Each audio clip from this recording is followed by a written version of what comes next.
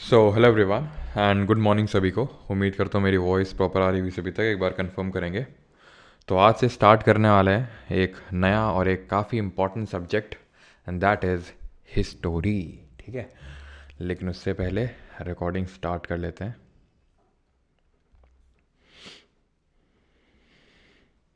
हाँ जी, तो आज से हम लोग स्टार्ट करने वाले हैं एक बेहद ही important chapter and that is history. तो हम लोग का सबसे पहले हम लोगों ने कंप्लीट किया ज्योग्राफी, देन हम लोगों ने कंप्लीट किया पॉलिटी, देन हम लोगों ने किया बायोलॉजी, देन हम लोगों ने किया केमिस्ट्री और अब हम करेंगे हिस्ट्री। ठीक है, तो एक बार मैं चेक कर लेता हूँ सारी चीज़ें प्रॉपर हैं कि नहीं।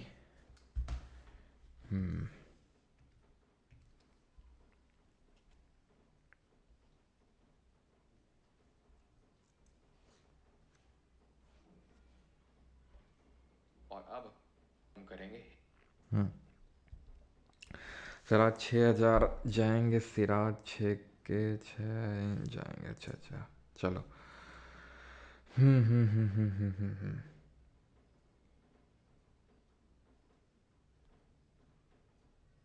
चलिए, राम राम सभी को। तो स्टार्ट करते हैं हिस्ट्री। और काफ़ी इम्पॉर्टेंट और काफ़ी इंटरेस्टिंग सब्जेक्ट है। इसको हम 3 पार्ट्स में डिवाइड करते हैं, जैसे आप अपनी स्क्रीन पे देख पा रहे होंगे। एंशियंट हिस्ट्री, ठीक है, यानी कि आपका प्राचीन इतिहास। मेडिवल हिस्ट्री दैट इज़ मध्यकालीन इतिहास। और मॉडर्न हिस्ट्री यानी कि आधुनिक भारत का इतिहास।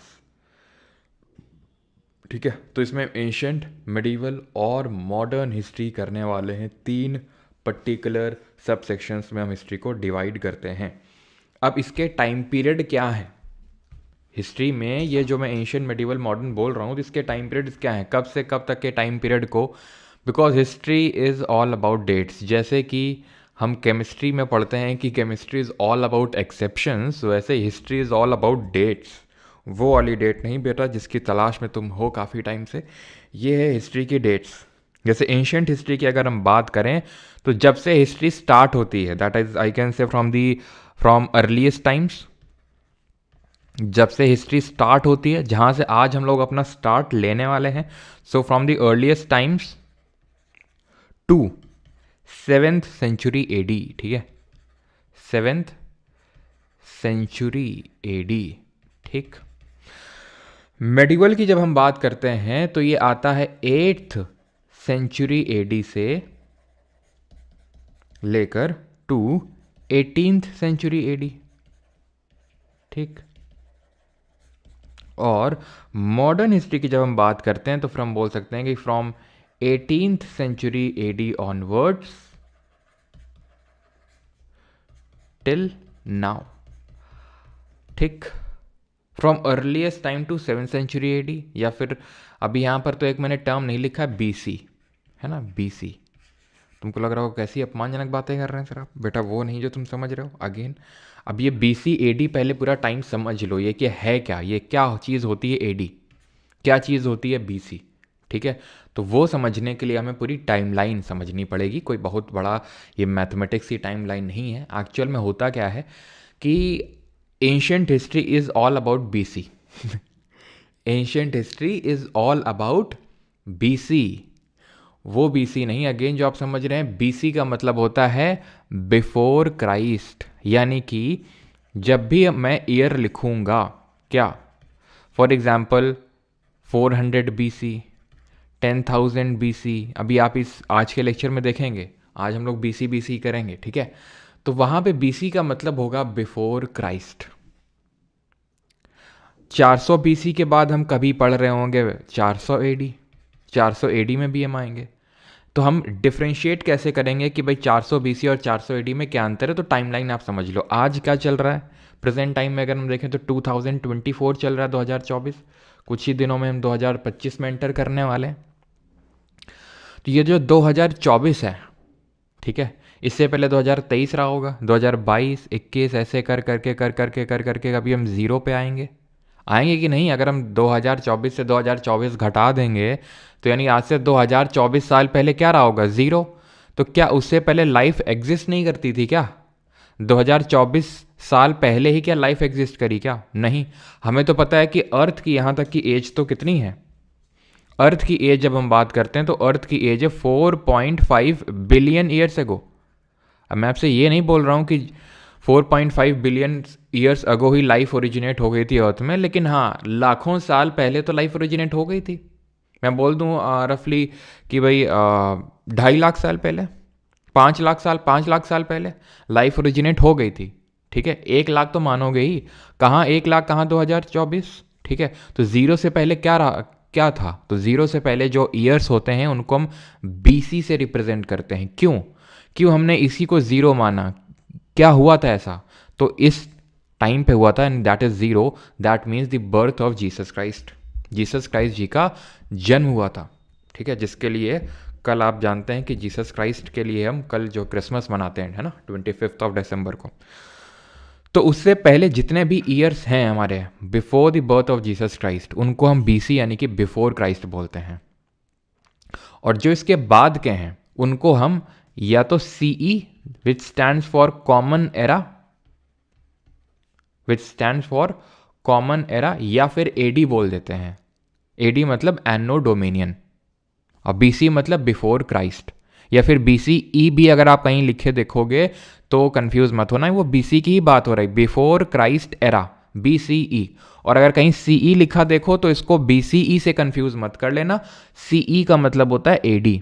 तो बीसी और एडी ध्यान रखना, बीसी का मतलब है कि जीसस क्राइस्ट के जन्म से पहले, और एडी का मतलब है जीसस क्राइस्ट के जन्म के बाद। ये बहुत इंपॉर्टेंट है, नहीं तो आपको फिर कंफ्यूजन होगा। और इसमें ये इंपॉर्टेंट नोट करने वाली चीज़ है, दैट इज़ कि जो आपका, जैसे अगर मैं बोलूँ बेटा 2020 पहले आया था या 2023, तो आप बोलोगे 2020, ऑब्वियस सी बात है। लेकिन अगर मैं बोलूँगा 100 बीसी पहले आया था या 200 बीसी, तो आप ये मत बोल देना कि 100 बीसी पहले आया था, 100 बीसी बाद में आया होगा। कैसे? ऐसे समझ लो, ये 1000 बीसी कभी रहा होगा, 900, 800, 700, 600, 500, 400, 300, 200, 100, 0।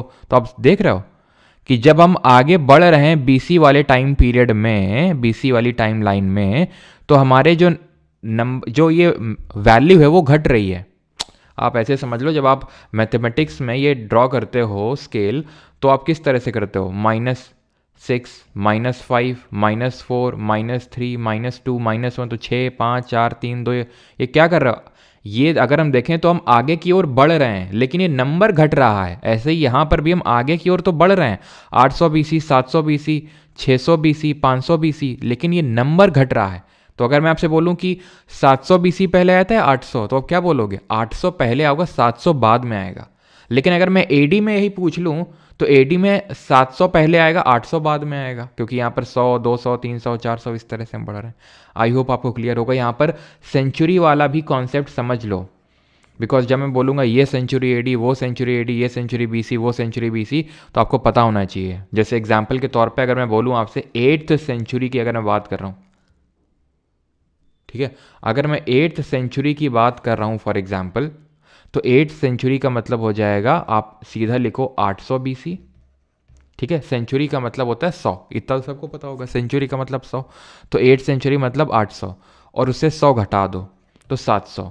तो 700 से 800 के बीच का जो टाइम पीरियड होगा वो होगा हमारा 8th सेंचुरी बीसी। अगर एडी लिख दूंगा तो एडी हो जाएगा।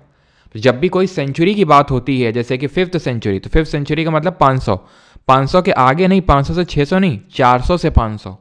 समझ में आपको? जैसे मैं आपको बोलूँ, चलो एग्जाम्पल के तौर पे आप मुझे बताओ 3rd सेंचुरी एडी, ये मैं किस टाइम पीरियड की बात कर रहा हूँ? जल्दी से बताइए कमेंट में सभी लोग, मैं किस टाइम पीरियड की बात कर रहा हूँ? तो ये मैं 200 से लेके 300 एडी तक के बीच की बात कर रहा हूँ। तो अब आपको समझ में आया, जब मैंने यहाँ पर लिखा 8th सेंचुरी एडी, तो आपको समझ में आया कि भाई 8th सेंचुरी एडी का मतलब 700 एडी के टाइम की बात हो रही है। समझ रहे हैं आप? 18th सेंचुरी एडी का मतलब क्या होगा? 18th सेंचुरी एडी का मतलब है 1700 से लेके 1800 जो एडी है उसकी बात हो रही है। यार आज ये नेट चला क्यों गया? एक सेकंड रुको, एक सेकंड रुकिएगा। किससे कनेक्टेड है? नेट आज उड़ गया पूरा। एक सेकंड रुकिएगा थोड़ा।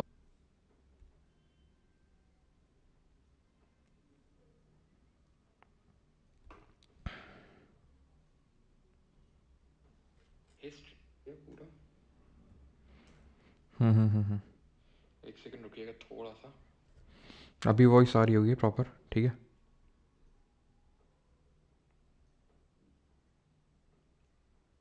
अभी वॉइस आ रही है ना, एक बार कंफर्म कर देना।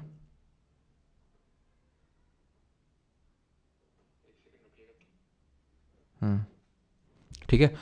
तो अब ये आती है कि मेडिवल हिस्ट्री को हम 8th सेंचुरी एडी से क्यों मानते हैं, मॉडर्न को 18th सेंचुरी से क्यों मानते हैं, क्योंकि कुछ तो ऐसा हुआ होगा ना, ठीक है, कुछ तो ऐसा हुआ होगा ना। तो यहाँ पर एक्चुअल में सबसे पहला इस्लामिक इन्वेजन हुआ था, ठीक है। फर्स्ट इस्लामिक इन्वेजन हुआ था बाई मोहम्मद कासिम, वो हम पढ़ेंगे जब हम मेडिवल हिस्ट्री स्टार्ट करेंगे। तो इस्लामिक इन्वेजन से, ठीक है, जो मोहम्मद बिन कासिम का इन्वेजन था, दैट इज़ जो इस्लामिक इन्वेजन है, पहला मुस्लिम अटैक है, वहाँ से हम मेडिवल हिस्ट्री को मानते हैं कि स्टार्ट हुई है। मॉडर्न हिस्ट्री कब मानते हैं, जब जहाँ से एक्चुअल में ब्रिटिश रूल स्टार्ट होता है। अब जिन लोगों को अगर पता हो तो बैटल ऑफ प्लासी आपने सुना होगा कभी, 1757, मतलब कब हुआ था, 18th सेंचुरी एडी में। तो वहीं से ही एक तरह से बैटल ऑफ प्लासी से ही मानते हैं कि ब्रिटिश रूल स्टैब्लिश हो गया था ढंग से इंडिया में। तो वहाँ से हम मॉडर्न हिस्ट्री मानते हैं, ठीक। तो सबसे पहले हम स्टार्ट करने वाले एंशिएंट हिस्ट्री से, देन हम जाएंगे मेडिवल में, देन हम आखिरी में जाएंगे मॉडर्न में, यानी कि हम क्रोनोलॉजिकल ऑर्डर में बढ़ेंगे। और आपको क्रोनोलॉजी समझना बहुत ज़रूरी है, और वो समझने के लिए आपको अमित शाह जी के पास जाने की ज़रूरत नहीं है, वो मैं आपको सिखा दूंगा, ठीक है। तो एंशिएंट हिस्ट्री से स्टार्ट करते हैं फ्रॉम अर्लीस्ट टाइम्स, यानी कि लैक्स ऑफ ईयर्स पहले, लाखों साल पहले। अब सोचो क्या हुआ करता होगा। आपको लग रहा है कि ऐसे ही जीवन चलता होगा, आप सोचो आपके बाबा के बाबा के बाबा के बाबा, मतलब 4-5 मिनट तक ऐसे बाबा के बाबा करते रहो, तब जाके तुम पहुंचोगे कि कहीं पे हमारी जो ह्यूमन सिविलाइजेशन है वो कहीं ना कहीं स्टार्ट हुई होगी, या फिर ह्यूमन स्टार्ट, मतलब तो ह्यूमंस ऐसा तो है नहीं कि जिस तरह से आज हम हैं, है ना। आज मैं आपको पढ़ा रहा हूँ, लैपटॉप है, सारी चीज़ें हैं, सब कुछ है ना। मज़े ही मज़े हैं ज़िंदगी के, सारे मज़े हैं, लेकिन फिर भी मज़े नहीं है, फिर भी आनंद नहीं है। मज़े तो हैं लेकिन आनंद नहीं है। बहुत बड़ी मैंने बात बोल दी, मज़े और आनंद में बहुत बड़ा अंतर होता है। खैर, फ़िलॉसफी को साइड करते हैं। तो एक्चुअल में हमारे जो दादा पूर्वज, यानी कि अब समझ लो कि मैं लाखों साल पहले की बात कर रहा हूँ, आप समझ लो 5 लाख साल पहले, 10 लाख साल पहले, इस टाइम की बात है कि जो ह्यूमंस हैं उन्होंने पत्थरों से अपना जीवन स्टार्ट किया, पत्थर से स्टार्ट किया, समझ रहे हो। तो आप यहाँ पर देख पा रहे हैं, इसी को ही हम बोलते हैं स्टोन एज। यहीं से ही हमारी हिस्ट्री एक्चुअल में स्टार्ट होती है। हम अपनी हिस्ट्री को, एंशिएंट हिस्ट्री को भी 2 पार्ट में, फिर हिस्ट्री को 2 पार्ट में या फिर 3 पार्ट में हम डिवाइड कर सकते हैं। एक को बोलते हैं प्री हिस्ट्री, ठीक है, प्री हिस्ट्री। एक होती है प्रोटो हिस्ट्री, ठीक है, और एक होती है हिस्ट्री। प्री हिस्ट्री का मतलब होता है कि कोई रिटन एविडेंस नहीं है, नो रिटन टेक्स्ट, कोई रिटन एविडेंस है ही नहीं, उसको हम बोलते हैं एक्चुअल में प्री हिस्ट्री।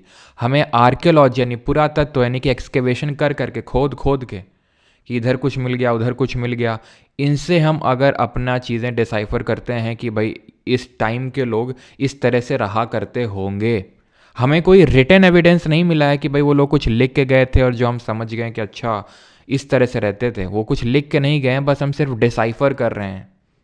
हम सिर्फ बस अनुमान लगा सकते हैं वो चीज़ें देख के कि हाँ, जैसे फॉर एग्जांपल कि हमें छोटे छोटे ये स्टोन्स मिले, तो हम समझ सकते हैं कि हाँ यार, ये पत्थर का इस्तेमाल करते रहा करे होंगे, और इस तरह से पत्थर को काट काट के डिफरेंट तरह के पत्थर बनाते होंगे और उनको डिफरेंट यूज़ में लाते होंगे, ठीक है। तो इसको हम बोलते हैं प्री हिस्ट्री। अभी मैंने बोला एक प्रोटो हिस्ट्री होती है, ठीक है। ये प्रोटो हिस्ट्री क्या होती है? प्रोटो हिस्ट्री होता का मतलब होता है जहां पे थोड़े बहुत रिटन एविडेंसेस तो हैं, लेकिन हम इतने काबिल नहीं हैं कि वो हम समझ सकें। वो क्या लिख के गए थे हमें पता नहीं चल रहा है, उसको बोलते हैं प्रोटो हिस्ट्री। जो कि इंडस वाली सिविलाइजेशन, हड़प्पा मोहनजोदारो का नाम तो सबने सुना होगा, एटलीस्ट मैं इतनी तो उम्मीद करता हूँ, ठीक है। नहीं सुना है तो भी कोई दिक्कत नहीं, लेकिन आई थिंक सुना होगा। तो एक्चुअल में उसी को ही प्रोटो हिस्ट्री हम बोलते हैं, प्रोटो हिस्टोरिकल टाइम पीरियड बोलते हैं, क्योंकि वहाँ के लोग लिख के तो कुछ गए थे, लेकिन हम पता नहीं लगा पाए कि वो क्या है, आज तक पता नहीं लगा पाए। तो पता कैसे चला? उसी टाइम के जो बाकी जगहों के एविडेंस थे, अब मैं ज़्यादा डीप डेवल नहीं कर रहा हूँ मेसोपोटामिया इन सब में, वो हम कल के लेक्चर में देखेंगे। तो वहाँ से हमें पता चला कि यार अच्छा ये लोग इस तरह से रहा करते थे, प्लस आर्कियोलॉजी से भी पता चला, पुरातत्व से ही पता चला कि हाँ यार हमें ये चीज़ें देखने को मिल रही हैं। ठीक है, किसी कुत्ते की हड्डी देखने को मिली तो हाँ यार कुत्ते को ये लोग जानते थे, घोड़ा कहीं देखने को नहीं मिल रहा, घोड़े की हड्डी तो मतलब घोड़े को नहीं जानते थे। तो इस तरह से हमने यहाँ पर पता लगाया। तो आप समझ रहे हैं कि अभी तो हिस्ट्री हम स्टार्ट ही नहीं कर रहे हैं, हम तो अभी प्री हिस्ट्री पे हैं। प्री हिस्ट्री का मतलब है कुछ लिख के नहीं गए। तो सबसे पहले यानी जब हम स्टोन एज की बात करते हैं तो स्टोन एज और कॉपर एज, यहाँ के लोग कुछ लिख के नहीं गए थे, सिर्फ हमें आर्कियोलॉजिकल एविडेंसेस से ही पता लगाना पड़ा कि इनका लाइफस्टाइल क्या था, ये लोग किस तरह से रहते थे, वो सारी चीज़ें। तो आज के लेक्चर में हम प्री हिस्ट्री करने वाले हैं, प्रोटो हिस्ट्री कल से करेंगे और परसों के लेक्चर से हिस्ट्री एक्चुअल में स्टार्ट होगी। तो आज हम स्टोन एज और कॉपर एज देखने वाले हैं। तो स्टोन एज को स्टोन एज क्यों बोलते हैं आप समझ गए होंगे, क्योंकि यहाँ जो इंसान होता था वो उन टूल्स का इस्तेमाल करता था, उन औजारों का इस्तेमाल करता था जो स्टोन यानी कि पत्थर से बने होते थे। ठीक है, इसको आप अभी भूल जाओ क्योंकि ये हम कल के लेक्चर में देखेंगे। ब्रॉन्ज एज जो कि हमारा हड़प्पा मोहनजोदारो ये सब, इसको हम प्रोटो हिस्ट्री बोलते हैं। ठीक, स्टोन एज को हम 3 बेसिस पे क्लासिफाई करते हैं। किस बेसिस पे? On the basis of stone tools used. किस तरह के वो स्टोन टूल्स का इस्तेमाल करते थे उसके बेसिस पे हम स्टोन एज को भी 3 पार्ट में डिवाइड करते हैं, पीलियोलिथिक, मीजोलिथिक और नियोलिथिक। चाल्कोलिथिक नहीं, ठीक है, ये गलत लिखा हुआ है यहाँ पे, ये होगा आपका नियोलिथिक। ठीक है, ये होगा आपका नियोलिथिक। पीलियोलिथिक, मीजोलिथिक और नियोलिथिक, इसको बोलते हैं हिंदी में पुरा पाषाण, मध्य पाषाण और नव पाषाण। पाषाण का मतलब है स्टोन, लिथ का मतलब स्टोन होता है, पीलियो का मतलब ओल्ड, तो ओल्ड स्टोन एज। ठीक है, मीजो का मतलब होता है मिडिल। इतना सिंपल सभी क्वेश्चन पूछ लेता है, आप यकीन नहीं करोगे। एसएससी में भी और यूपीएससी के जैसे सीडीएस सीएपीएफ जैसे एग्जाम होते हैं, हम सारे क्वेश्चन करेंगे, यूपीएससी के भी क्वेश्चन करेंगे, एसएससी के भी क्वेश्चन करेंगे, जैसे हम करते आए हुए हैं। ठीक है, तो ये आपका जो सीडीएस और सीएपीएफ के लिए जो भी स्टूडेंट्स प्रिपेयर कर रहे हैं उनके लिए भी है ये। ठीक है, तो न्यू स्टोन हम सारे क्वेश्चन करेंगे जो रिसेंट एग्जाम में है, चाहे वो यूपीएससी हो चाहे एसएससी, तो उससे आपको क्लियर हो जाएगा कि हम लोगों ने सारा कुछ कवर कर लिया है। तो ये चीज़ क्लियर हुआ। ठीक है, वो डायरेक्टली आपसे पूछ लेगा न्यू स्टोन एज का मतलब क्या है, तो नियोलिथिक है। अब जब मैं बोलता हूँ पीलियोलिथिक तो मैं किस टाइम पीरियड की बात कर रहा हूँ, तो 5 लाख बीसी यानी कि ईसा मसीह के जन्म से 5 लाख साल पहले की बात कर रहा हूँ मैं, और उनके जन्म से 10,000 साल पहले, इस टाइम पे पीलियोलिथिक एग्जिस्ट करता था।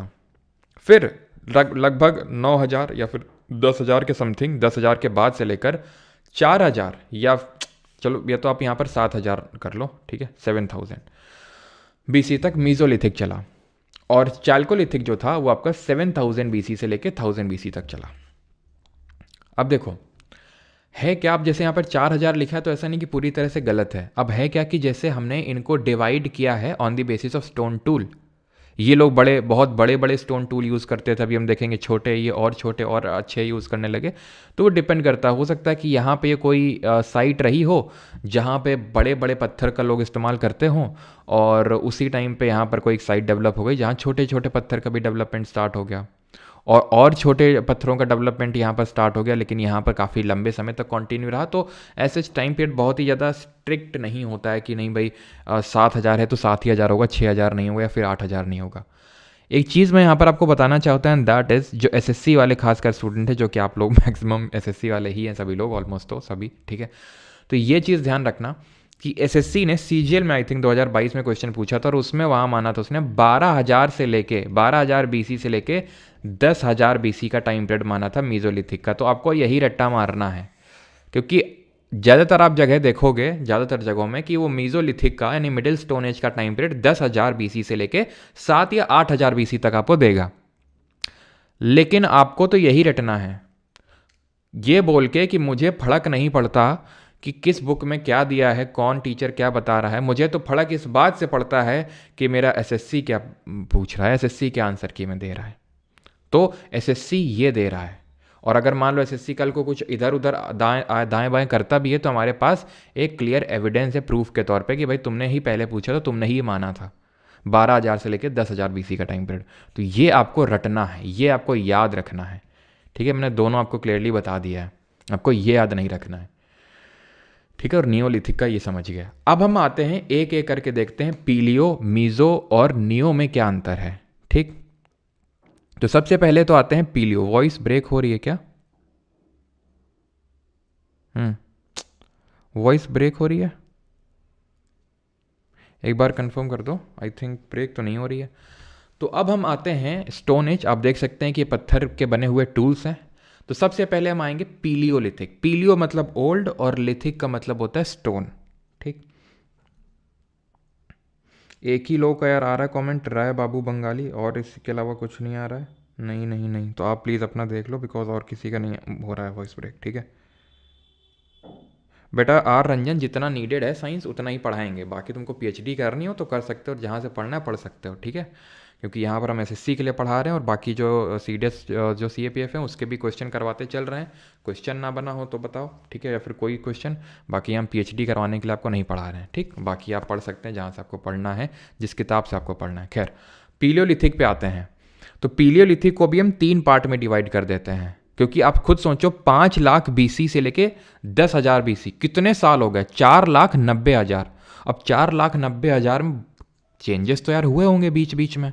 हम ऐसा तो नहीं बोल सकते हैं कि नहीं 4,90,000 साल में बस लोग एक ही तरह से रहते थे। अलग अलग उन्होंने स्टोन टूल्स भी डेवलप किए होंगे इस 4,90,000 साल में। तो हाँ, माना कि आज जो है चेंजेस हमारे साल मतलब 5-5 साल में इतने भयंकर चेंजेस हमें देखने को मिल रहे हैं, लेकिन उस टाइम पे इतना मॉडर्न टेक्नोलॉजी तो थी नहीं, ठीक है। बहुत ही बेसिक तरीके से ह्यूमन का एवोल्यूशन हुआ था। तो इसको हम डिवाइड कर देते हैं लोअर या अर्ली, मिडिल और अपर। आई अगेन रिपीट, लोअर आपका पीलियोलिथिक जिसको हम अर्ली पीलियोलिथिक बोलते हैं, मिडिल पीलियोलिथिक और अपर पीलियोलिथिक।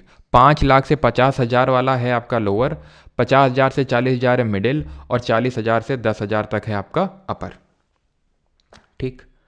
तो एक्चुअल में जो हमारा एक तरह से मैं बोल सकता हूँ अर्थ है, ज्योग्राफी का पार्ट है ये, कि अर्थ की एवोल्यूशन के भी 4 स्टेजेस हैं। First stage, second stage, third stage and fourth stage. ये मैं अर्थ के एवोल्यूशन का बता रहा हूँ, ठीक है। तो एक्चुअल में जो अर्थ का हमारा स्टेज रहा है, यहाँ पर मैं लिखता हूँ, जो चौथी स्टेज रही है जिसको हम क्वाटरनरी स्टेज बोलते हैं। क्वाटरनरी स्टेज को हम 2 पार्ट में डिवाइड करते हैं। एक को बोलते हैं प्लेस्टोसीन और एक को बोलते हैं होलोसीन। मतलब प्लेस्टोसीन का मतलब होता है आइस एज, यानी वो टाइम पीरियड था जब हमारी पृथ्वी, हमारी अर्थ का ज़्यादातर हिस्सा बर्फ से ढका हुआ था। तो एक्चुअल में ये जो पूरा पीलियोलिथिक हम पढ़ रहे हैं, ये पूरा कोइंसाइड किया था आइस एज से। मतलब पूरा पीलियोलिथिक जो एज था 5 लाख से 10,000, वो प्लेस्टोसीन का एरा था। वो प्लेस्टोसीन एरा में पीलियोलिथिक वाले लोग रह रहे थे। होलोसीन 10,000 से लेके आज अभी हमारा क्या चल रहा है, कौन सा स्टेज चल रहा है अर्थ का? होलोसीन। अब कल को अगर मान लो कुछ चेंजेस होते हैं, एस्टेरॉयड का इम्पैक्ट मान लो हो गया, एस्टेरॉयड गिर गया और एकदम से टेम्परेचर बहुत कम हो गया एकदम से हमारी अर्थ का, तो अगेन से हमारा एक और स्टेज, हम कुछ और स्टेज स्टार्ट हो जाएगा। हो सकता है पूरा हमारा ह्यूमन का सत्यानाश हो जाए, फिर से है ना बने, और फिर से आर्कियोलॉजी होगी, फिर है ना लैपटॉप मोबाइल ये सब मिलेंगे, फिर कोई ना कोई ऐसे पढ़ रहा होगा, ठीक है। तो खैर ये प्लेस्टोसीन, तो ये मैं आपको बता रहा हूँ कि जो हमारी क्वाटरनरी स्टेज थी हमारी अर्थ के एवोल्यूशन की, उसको भी 2 पार्ट में डिवाइड करते हैं। एक तो आइस एज, आपने हो सकता है मूवी भी देखी हो, आइस एज करके मूवी भी बनी है इस पर एक, तो वो पीलियोलिथिक से पूरी कोइंसाइड करी थी, ठीक है। तो अब हम यहाँ पे सबसे पहले लोअर और अर्ली में पढ़ते हैं 5 लाख बीसी से लेके 50,000 BC, that is ice age, ठीक है। ये भी आइस एज है और यहाँ से आइस एज खत्म हो गई थी धीरे धीरे, ठीक है। It coincided with the last phase of Pleistocene. तो सोहन एक वैली है पंजाब में, इसको सोन वैली बोलते हैं। बेलन वैली है, ये मिर्ज़ापुर में एक रिवर है, बेलन पड़ती थी उस टाइम पे, तो उसके आसपास ये बेलन वैली डेवलप हुई, जहाँ पर पीलियोलिथिक के लोग रहते थे, मतलब बड़े बड़े स्टोन टूल्स का यूज़ करते थे, ठीक है। बेलन वैली, डिडवाना राजस्थान, नेवासा महाराष्ट्र, हुंसगी कर्नाटका, पहलगाम कश्मीर, पटने महाराष्ट्र। तो ostrich evidence was found for the first time in पटने महाराष्ट्र, तो ध्यान रखिएगा। अब ये जो पीलियोलिथिक वाले लोग थे, ठीक है सर, अब वो भी करेंगे, ठीक है। तो जो पीलियोलिथिक वाले लोग थे, तो ये क्या थे, ये बड़े बड़े स्टोन टूल्स का यूज़ कर रहे थे और इन इन जगहों में रह रहे थे। ये लोअर पीलियोलिथिक की बात हो रही है। सोन वैली, बेलन वैली, आपसे क्या करता है वो स्टेटमेंट क्वेश्चन दे देगा और आपसे पूछ लेगा ये कहाँ पे लोकेटेड है, ठीक है। तो ये कहाँ पे लोकेटेड है सिंपल आपसे पूछ लेता है, तो इसलिए आपको पता होना चाहिए कि कहाँ पे लोकेटेड है। जैसे डिडवाना कहाँ पे है और ये किस पर्टिकुलर एज से बिलोंग करती है, तो ये अपर या फिर सॉरी लोअर पीलियोलिथिक से बिलोंग करता है। देन आते हैं 50,000 से लेके 40,000 जो बीसी का टाइम पीरियड था, ये मिडिल पीलियोलिथिक कहलाता है। ये फ्लेक टेक्नोलॉजी पे बेस्ड था। ये क्या टेक्नोलॉजी होती है, तो आप खुद सोचो कि ये कितने साल हो गए, 4.5 लाख साल। 4.5 लाख साल बाद कुछ तो लोगों ने धीरे धीरे एवोल्यूशन किया होगा। तो अब उन्होंने क्या किया था, पत्थर में पत्थर मार के, जो आप इस पिक्चर में देख पा रहे हो क्या कर रहे हैं भाई साहब, पत्थर में पत्थर मार के एक अलग से ऐसा टुकड़ा निकाल रहे हैं, अलग से ऐसा थोड़ा सा नुकीला टाइप का, थोड़ा सा नुकीला टाइप का पत्थर निकाल रहे हैं। इसी को बोलते हैं फ्लेक। फ्लेक का मतलब होता है एक साइड से चिप करके स्टोन को चिप करके एक ऐसा थोड़ा सा पॉइंटेड टाइप निकाल लेना। अब इसके यूज़ बढ़ जाएंगे। अभी ये जो पत्थर था, मान लो बड़ा वाला पत्थर, तो इससे मान लो किसी को मार दिया, छोटा जैसे खरगोश है, हिरन है, तो फेंक के मारा, मर गया वो, ठीक। अब उसकी चीर फाड़ कैसे करेंगे, तो चीर फाड़ करने के लिए उन्होंने इस तरह का फ्लेक टेक्नोलॉजी का इस्तेमाल करना शुरू किया। थोड़ा पॉइंटेड बनाया तो चीर फाड़ इससे हो जाती थी और थोड़े बहुत और भी काम हो जाते होंगे। तो फ्लेक टेक्नोलॉजी कब डेवलप हुई, मिडिल पीलियोलिथिक में। इनका मेन ऑक्यूपेशन क्या था पीलियोलिथिक वालों का, हंटिंग एंड फूड गैदरिंग, सबका, ऐसा नहीं कि मिडिल वालों का ही था। तो मेनली लेकिन जो डेवलप हुआ था ये हंटिंग और फूड गैदरिंग, ये यहीं पे स्टार्ट हुआ था। हंट करते थे, मारते थे और खाते थे। अभी तक ये वेजिटेरियन उतने ढंग से बने नहीं थे, क्योंकि अभी तक एग्रीकल्चर के बारे में इनको बिल्कुल नहीं पता था कि भाई किस तरह से एग्रीकल्चर करते हैं, किस तरह से गेहूँ चावल ये सब उगाते हैं, बिल्कुल नहीं पता था। तो मारते थे खाते थे, मारते थे खाते थे, ठीक है। अपर पीलियोलिथिक में जैसे मैंने बताया लास्ट फेज जो था आइस एज का, आइस एज के साथ पीलियोलिथिक भी खत्म हो गया। अपीयरेंस ऑफ होमोसेपियंस, तो होमोसेपियंस सबसे पहली बार यहाँ पर अपीयर होते हैं, ठीक है। तो होमोसेपियंस क्या है, तो ये है होमोसेपियंस। हम सबसे पहले ऑस्ट्रेलोपिथिकस थे, ठीक है, इस तरह से। फिर धीरे धीरे हम होमो हैबिलस बने, होमो इरेक्टस बने, होमो नियंदरलेंस बने, अजीब सा नाम है, नियंदर क्या बोलेंगे इसको, नियंदर थैलेनेसिस, ठीक है। और फिर हम होमो सेपियंस बने, यानी कि धीरे धीरे हमारा एवोल्यूशन हुआ। डिफरेंट टाइप के एप्स पाए जाते थे, ठीक है, बंदर। उन्हीं में बंदरों में से एक हमारी प्रजाति है बंदरों की, ठीक है, जो यहाँ से डेवलप होना स्टार्ट हुई। और यहाँ पर आप देख रहे हैं धीरे धीरे किस तरह से जो ब्रेन है वो डेवलप हो रहा है, ठीक। और ये माना जाता है कि जो ब्रेन डेवलप हुआ है ये मीट ईटिंग की वजह से डेवलप हुआ है, क्योंकि उसमें हमारी जो स्टमक है उसको कम काम करना पड़ता है। And when there is less work to do for the stomach there is more energy for the brain. और इस तरह से धीरे धीरे हमारा ब्रेन डेवलप हुआ। तो हम जो होमोसेपियंस के तौर पे जब हम इवॉल्व हुए वो एक्चुअल में यही एज था, अपर पीलियोलिथिक।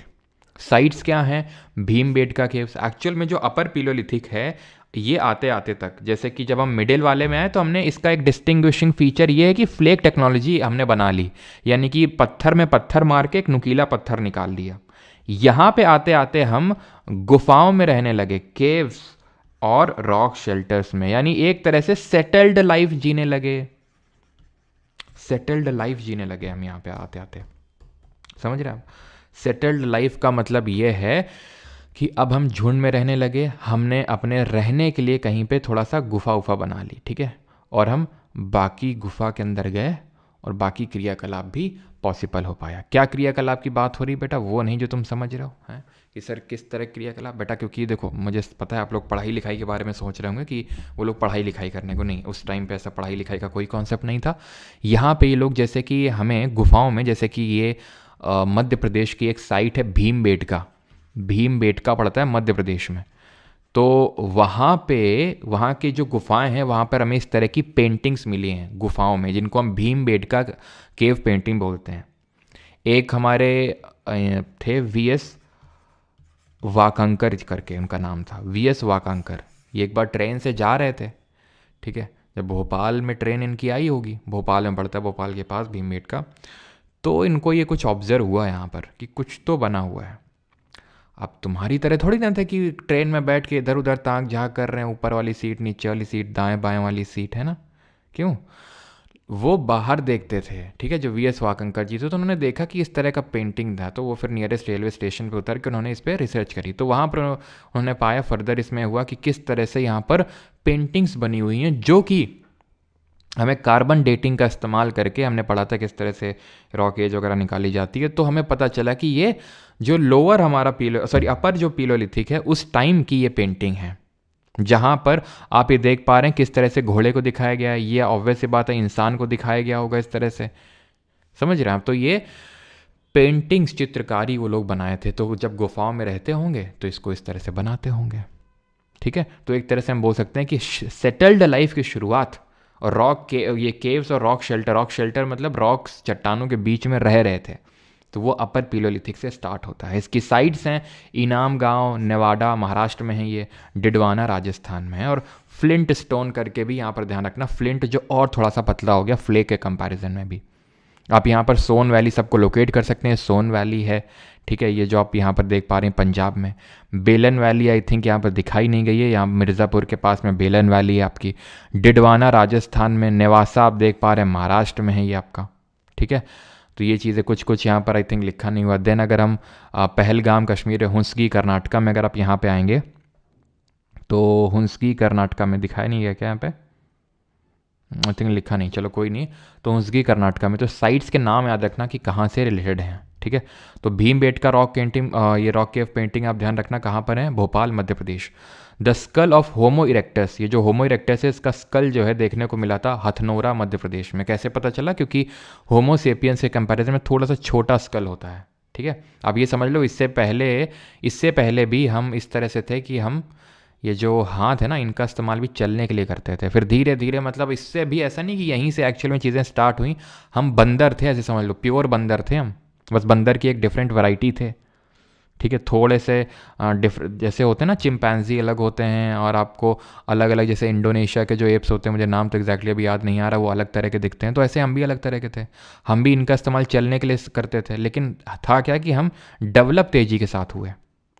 फिर जैसे कि मतलब हम गए नीचे, ठीक है, अब किसी ने खा लिया हमको, क्योंकि लिमिटेशंस होती है, अब ज़्यादा तेज़ नहीं चल सकते, ज़्यादा लोड नहीं कैरी कर सकते। अगर आप चारों का इस्तेमाल, यानी कि पैर और जो हाथ उनका भी चलने के लिए, चलने के लिए इस्तेमाल कर रहे थे, तो लोड नहीं कैरी कर सकते थे। लोड इन दी सेंस कि अगर कुछ उठाना है, कुछ खाना है, तो वो काफ़ी लिमिटेड एक्टिविटी हो गई थी। और कोई प्रीडेटर आ गया, जैसे शेर और चीता वगैरह आ गया, तो उसने हमें खा लिया। तो धीरे धीरे हम डेवलप होते गए। जैसे आज हैं हम, आज से 10 साल पहले हम कुछ अलग थे, ठीक है। हाँ, आज से हम 100 साल पहले अलग थे। 100 साल पहले हमारे पास ये फ़ोन नहीं था, फिर हमें धीरे धीरे नीड आया कि यार ऐसे डायरेक्टली बात हो जाए तो मज़ा आ जाए, ऐसे तुरंत हम हवा के थ्रू ट्रांसपोर्ट कर लें तो मज़ा आ जाए, तो एरोप्लेन बना, फ़ोन आए। अब धीरे धीरे और एवोल्यूशन हो रहे हैं, इलॉन मस्क ब्रेन में चिप डाल रहे हैं, तुरंत हम सोचें और वो हो जाए। पहले खाने के लिए हमें इधर उधर हंटिंग एंड गैदरिंग करनी पड़ती थी, मार मार के खाना पड़ता था। अब क्या हो, अब फिर धीरे धीरे एग्रीकल्चर करना सीखा, क्योंकि कितनों को मार के खाएंगे, एक लिमिटेशन है ना, तो फिर एग्रीकल्चर किया। अब क्या है, दो ऑर्डर किया, खाना तुरंत आ गया, बनाना भी नहीं है, अब कुछ टाइम पे होगा, खाना बटन दबाई मुंह में चला गया, डाइजेशन भी हो गया अपने आप। तो क्या है, धीरे धीरे धीरे धीरे हम एवोल्यूशन कर रहे हैं। हमारे बंदर वहीं के वहीं पे पड़े हुए हैं, जो बाकी टाइप बंदर है, क्योंकि वो एवोल्यूशन नहीं कर पा रहे हैं अपना ढंग से, ठीक है। अब उसके पीछे कि हम न्यूरो साइंस में ज़्यादा नहीं घुसेंगे, ठीक है। बस ये ध्यान रखना कि होमो इरेक्टस का जो स्कल है ये हमें हथनोरा मध्य प्रदेश से मिला था, जो नर्मदा के पास पड़ता है, ठीक है। जैसे बहुत सारी डॉक्यूमेंट्रीज़ भी हैं, आप देखना चाहें तो देख सकते हैं, इंटरेस्ट पर्पज से। बाकी तो एग्जाम पर्सपेक्टिव से बस इतना इंपॉर्टेंट है। ये ऑस्ट्रिच है जो हमें पीलियोलिथिक में देखने को मिला, ठीक है। यहाँ पर मैंने आपको दिखाया पटने जो महाराष्ट्र में साइट है, वहाँ पर हमें ऑस्ट्रिच का एविडेंस मिला। और ये लोग ऑस्ट्रिच का जो अंडा होता है, क्योंकि आपको पता है, हम लोगों ने पढ़ा था बायोलॉजी में सबसे पहले ही लेक्चर में, कि ऑस्ट्रिच का जो एग होता है, it is the largest cell. Human body में सबसे लार्जेस्ट सेल कौन सी होती है बताइए। तो इतना बड़ा अंडा होता है, तो उसको मतलब एज अ स्टोरेज के तौर पर भी ये लोग यूज़ किया करते थे। खैर, अभी आते हैं हम मीज़ोलिथिक पे। मीज़ो का मतलब है मिडिल और लिथिक का मतलब है स्टोन, यानी मिडिल स्टोन एज। और एक चीज़ ध्यान रखना कि वीएस वाकंकर जी ने भीमबेटका रॉक केव पेंटिंग जो पीलियोलिथिक टाइम से हमारी है, ठीक है, इन्होंने सबसे पहले डिस्कवरी करी थी। और ये सबसे हमारी ओल्डेस्ट रॉक केव पेंटिंग है इंडिया में, अगर हम बात करें भीमबेटका। लेकिन एक नाम और याद रखना, अगर कभी पूछ ले, ये नाम है आर्कीबोल्ड कार्लेलाइल, ठीक है। आर्कीबोल्ड कार्लेलाइल, ही वॉज द फर्स्ट जिन्होंने सबसे पहले कुछ केव पेंटिंग करके थोड़ा बहुत यहाँ पर आइडेंटिफाई किया था इंडियन सब कॉन्टिनेंट में, तो सबसे पहले फॉर द फर्स्ट टाइम। ठीक है, तो आर्कीबोल्ड कार्लेलाइल या तो वीएस वाकंकर जी का नाम याद रखेंगे। ठीक है, बस आगे बढ़ते हैं। मीजोलिथिक में मिडिल स्टोन एज, यानी कि मिडिल का मतलब क्या हो गया, पीलियो और नियो के बीच का। पीलियो मतलब ओल्ड, नियो का मतलब न्यू, और उनके बीच का मिडिल। मिडिल का मतलब हो गया मीजोलिथिक। ठीक है, और इसको माइक्रोलिथिक, थोड़ा सा वैसे लिखा हुआ है, माइक्रो यहाँ लिखा है, ओलिथिक मतलब ये पूरा कॉन्टिन्यूएशन में है, मतलब माइक्रोलिथिक ये पूरा है वर्ड। तो माइक्रोलिथ का मतलब क्या हुआ, माइक्रो मतलब छोटा, लिथ का मतलब पत्थर, यानी छोटे छोटे पत्थर अब यहाँ पर आ गए थे, बहुत छोटे छोटे, और थोड़ा सा उनमें पॉलिशिंग भी स्टार्ट हो गई थी। ये टाइम पीरियड है 9000 से लेकर 4000 बीसी, लेकिन आपको क्या याद रखना है, आपको तो याद रखना है 12000 से 10000 बीसी, आपको यही याद रखना है। ठीक, ट्रांजिशनल फेज तो मैंने बता दिया, वार्मर क्लाइमेट, क्योंकि अब यहाँ पर हम होलो सीन एरा में आ चुके थे, आइस एज खत्म हो चुका था, प्लेस्टोसीन खत्म हो गया था, होलो सीन एंटर कर गए थे।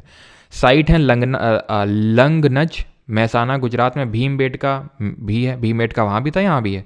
चौपानी मांड उत्तर प्रदेश बेलन वैली के पास, बागोर राजस्थान।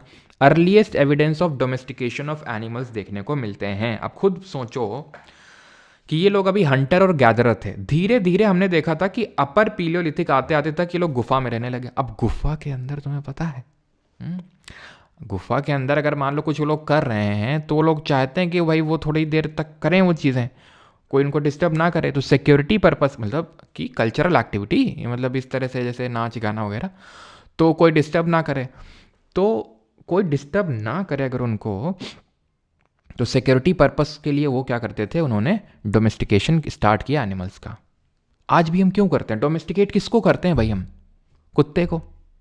ठीक है, किस पर्पस से करते हैं। ठीक है, आज तो पर्पस हमारे एक का दुक्का और पर्पस हो गए हैं, दैट इज़ कि इमोशनल सपोर्ट मिलेगा, है ना, डॉगी होता है तो इमोशनल सपोर्ट मिलता है, अच्छा लगता है घर में, क्योंकि धीरे धीरे हम न्यूक्लियर फैमिली की ओर भी बढ़ रहे हैं ना। ठीक है, माँ बाप को बाहर कर दिया है ना, डॉगीज़ को अंदर कर लिया, तो समझ रहे हैं भावनाओं को। तो मेन ये बात है कि हम रहते नहीं है जॉइंट फैमिली, तो हमें इमोशनल सपोर्ट चाहिए, तो इसलिए। लेकिन एक तो मेन ये भी है ना हमारा सिक्योरिटी पर्पस से भी, तो तब भी वही पर्पस था, सिक्योरिटी पर्पस। ठीक है, तो यहाँ से डोमेस्टिकेशन स्टार्ट होता है, और इसके हमें जो एविडेंसेस मिलते हैं वो ये जो बागोर राजस्थान है वहाँ से मिलते हैं। ठीक है, और आदमगढ़ करके भी जो जगह है मध्य प्रदेश में, यहाँ से भाई आदमगढ़ मध्य प्रदेश और बागोर राजस्थान से हमें अर्लीस्ट एविडेंसेस मिलते हैं। संगनाकल्लू कर्नाटका में और टूटीकॉर्न सदर्न तमिलनाडु में। माइक्रोलिथ का मतलब स्मॉल स्टोन होता है, जो यहाँ पर हमें एक डिस्टिंग्विशिंग फीचर है यहाँ का, जैसे कि ये जो आपका है स्टोन, ये मिडिल वाला पीलियोलिथिक था, उसका क्या था एक डिस्टिंग्विशिंग फीचर, फ्लेग टेक्नोलॉजी। अपर वाले का क्या था, इसका ये था होमोसेपियंस आए, प्लस यहाँ पर रॉक केव पेंटिंग देखने को मिलने लगी। ऐसे ही इसका जो डिस्टिंग्विशिंग फीचर है मीजोलिथ का, वो ध्यान रखना माइक्रोलिथ है, छोटे छोटे पत्थर यहाँ पर हमें अब देखने को मिले।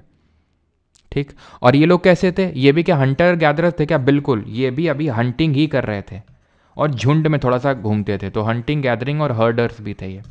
अभी ये लोग को भी एग्रीकल्चर के बारे में कुछ नहीं पता था। ये साइट ध्यान रखना, जो लंगनाज मैंने लिखी है, और भीमबेटका है, चौपानी मांड है, बागोर राजस्थान है। ठीक है, अमेरिका में तो लोग कैट डॉग एक्सेट्रा भी बन रहे, चलो छोड़ो। ठीक है, तो ऐसा नहीं कि सिर्फ डॉग का ही ये लोग डोमेस्टिकेशन करते थे, हो सकता है यहाँ तक कि हमें हाथियों तक के भी एविडेंस मिले हैं कि उनको। अब हम ये कैसे बोल सकते हैं कि सर उनको डोमेस्टिकेट करते थे, उनको पालते थे, ये कैसे पता चला। हम ये क्यों नहीं बोल देते शेर को भी पालते थे वो, क्योंकि हमें जो कुत्ता है यानी डॉग है, उसकी बोन्स टूटी या कटी नहीं मिली।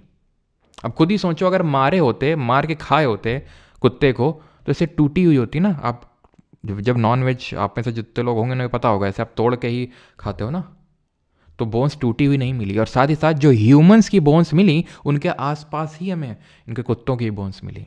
उनके आसपास का मतलब मैं ये नहीं बोल रहा उनके बगल में ही सटा के, जो हमें आगे देखने को वो भी मिलेगा, उनके बगल में एकदम सटा के वो देखने को मिला। लेकिन यहाँ पर ऐसा सटा के हमें देखने को नहीं मिला कि उनके साथ डोमेस्टिकेशन किया गया हो, मतलब उनके साथ भरी किया गया हो, दफनाया गया हो।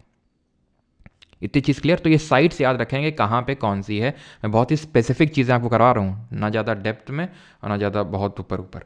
नियोलिथिक पे आते हैं। नियोलिथिक ये कौन थे, न्यू स्टोन एज वाले थे, यानी कि इन्होंने अब स्टोन की कायदे से बहुत प्रॉपर तरीके के अलग अलग तरह के स्टोन्स बनाना शुरू कर दिया था अलग अलग पर्पज़ के लिए, और पॉलिश्ड स्टोन इन्होंने स्टार्ट कर दिए थे। पॉलिशिंग थोड़ा बहुत मीजोलिथिक में भी स्टार्ट हो गई थी, लेकिन प्रॉपर तरीके से नियोलिथिक में स्टार्ट हुई थी। अब इन लोगों ने फूड प्रोड्यूसिंग स्टार्ट कर दी थी, यानी कि ये लोग एग्रीकल्चर प्रैक्टिस करने लगे थे, क्योंकि कब तक मार के खाएंगे जानवरों को, उसकी भी एक लिमिटेशन है ना। तो एग्रीकल्चर प्रैक्टिस कर दिया। ये टाइम पीरियड ध्यान रखेंगे 7000 से 1000 BC। अब अगर एग्रीकल्चर कर रहे हैं, अगर अनाज उगा रहे हैं, तो अनाज को स्टोर भी तो करना होगा। तो उसके लिए क्या चाहिए होगी? पॉटरी। पॉटरी मतलब घड़ा टाइप ये। और किस तरह की पॉटरी है ये? इसको हम बोलते हैं, क्या बोलते हैं उसको? Cord impressed pottery.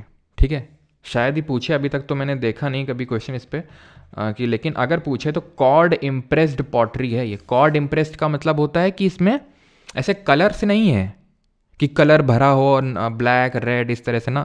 कॉर्ड का मतलब ये जो लाइन लाइन देख रहा हो, ये कुछ ना कुछ बना रखा है, इसको बोलते हैं कॉर्ड इम्प्रेस्ड। ठीक है, तो ये फूड प्रोड्यूसर हो गए। और ये जैसे ना बताया स्पेशल तरह के स्टोन टूल्स का यूज़ करते थे, जैसे ये हो गया आपका, इसको सेल्ट बोलते हैं, CELT। ठीक है, तो आप देख रहे हैं कितना एडवांस्ड हो गया। अभी भी है स्टोन ही, लेकिन कितना एडवांस हो गया अभी, तो इसको CELT सेल्ट बोलते हैं। आर्ट वो भीमबेटका में देखने को मिलेगी, rock painting of humans, bird, animal, Neolithic people owned property also. ठीक है, तो भीमबेटका ये मत सोचना कि सर आप तो सब में पढ़ाए डाल ले, उसमें भी पढ़ा दिए थे, अपर पीलोलिथिक में भी, मीजोलिथिक नियोलिथिक था तो पढ़ा रहे हैं। ठीक है, तो भीमबेटका जो है पीलोलिथिक से स्टार्ट हुआ है, वो मीजोलिथिक में भी था, वो नियोलिथिक में भी उस की एज में भी ये सर्वाइव किया था भीमबेटका। मतलब यहाँ पर लोग भीमबेटका के लोग जो थे, क्योंकि यार आप खुद सोचो, जब आपका एक बार एग्रीकल्चर हो गया, डेवलप हो गया, अब तुमको लगता है कि जो ये पीलोलिथिक वाले लोग थे ये एक जगह पे रहते होंगे? क्योंकि भाई इनको मार मार के खाना है। अब मान लो इधर आसपास के एरिया के जो बेचारे जानवर थे उनको मार मार खा लिया अब, और जो कुछ बच भी गए वो भाग गए होंगे कि यार ये इंसान पता नहीं अजीब टाइप का ये जानवर आया है, रहने ही नहीं दे रहा, ये तो मार मार के खाए डाल रहा है जैवलिन थ्रो कर करके, तो ये लोग भाग जाते थे वहाँ से। ठीक है, तो ये लोग भी एक जगह पे तो नहीं रह सकते ना, लेकिन जब एक बार एग्रीकल्चर हो गया आपके पास तो आप एक जगह रह सकते हो। ठीक है, ये होता है। और पॉटरी यहीं से डेवलप होना स्टार्ट हुई। कहाँ से? नियोलिथिक से। जब आपका एग्रीकल्चर है, जब फूड बनेगा तो फूड को स्टोर करने के लिए पॉटरी नीड होगी। और किस तरह की? कॉर्ड इम्प्रेस्ड है। क्लियर? मैं समराइज भी कर दूंगा, आप चिंता मत करो। ठीक है, तो और ये चीज़ ध्यान रखना, यहाँ पर आई थिंक लिखा होगा साइट वगैरह, जैसे कि जो उत्तर प्रदेश का जो कोलधीवा है, यहाँ से सबसे पहले राइस का कल्टीवेशन के एविडेंस मिले, जो चावल होता है। जो आपका मेहरगढ़ है, मेहरगढ़ ओल्डेस्ट नियोलिथिक साइट है इंडिया में, नहीं इंडियन सब कॉन्टिनेंट में, क्योंकि प्रेजेंट डे ये पाकिस्तान में, पाकिस्तान का जो बलूचिस्तान प्रांत है, बलूचिस्तान प्रोविंस, वहाँ पर पड़ता है मेहरगढ़। तो वहाँ से हमें सबसे पहले एविडेंसेस मिले किसके? वीट, बार्ले और कॉटन के। वीट, बार्ले, कॉटन, याद रखना सबसे earliest evidence wheat, barley, cotton Mehrgarh, और राइस का कोलधीवा। और एविडेंस ऑफ हाउस, किस तरह के हाउस? ये हुआ करते थे आपके मड ब्रिक के हाउस, मड ब्रिक यानी कच्ची ईंट के जो घर हुआ करते थे वो बनाए थे इन लोगों ने। लेकिन जो कश्मीर वैली में जो बुर्जा होम था, ठीक है, बुर्जा होम का मतलब होता है प्लेस ऑफ बर्च। बर्च एक तरह का पेड़ होता है, ठीक है, बर्च। तो बुर्जा होम वहाँ से नाम पड़ा। तो बुर्जा होम जो है 16 kilometre west of Srinagar located है। यहाँ पर हमें देखने को मिला कि यहाँ पे भी लोग रह रहे हैं, गुफाओं में नहीं, केव्स में नहीं, बना के कुछ। लेकिन ये मड ब्रिक हाउस नहीं बना पा रहे थे मेहरगढ़ वालों की तरह कि भाई इस तरह का बना दिया था ना।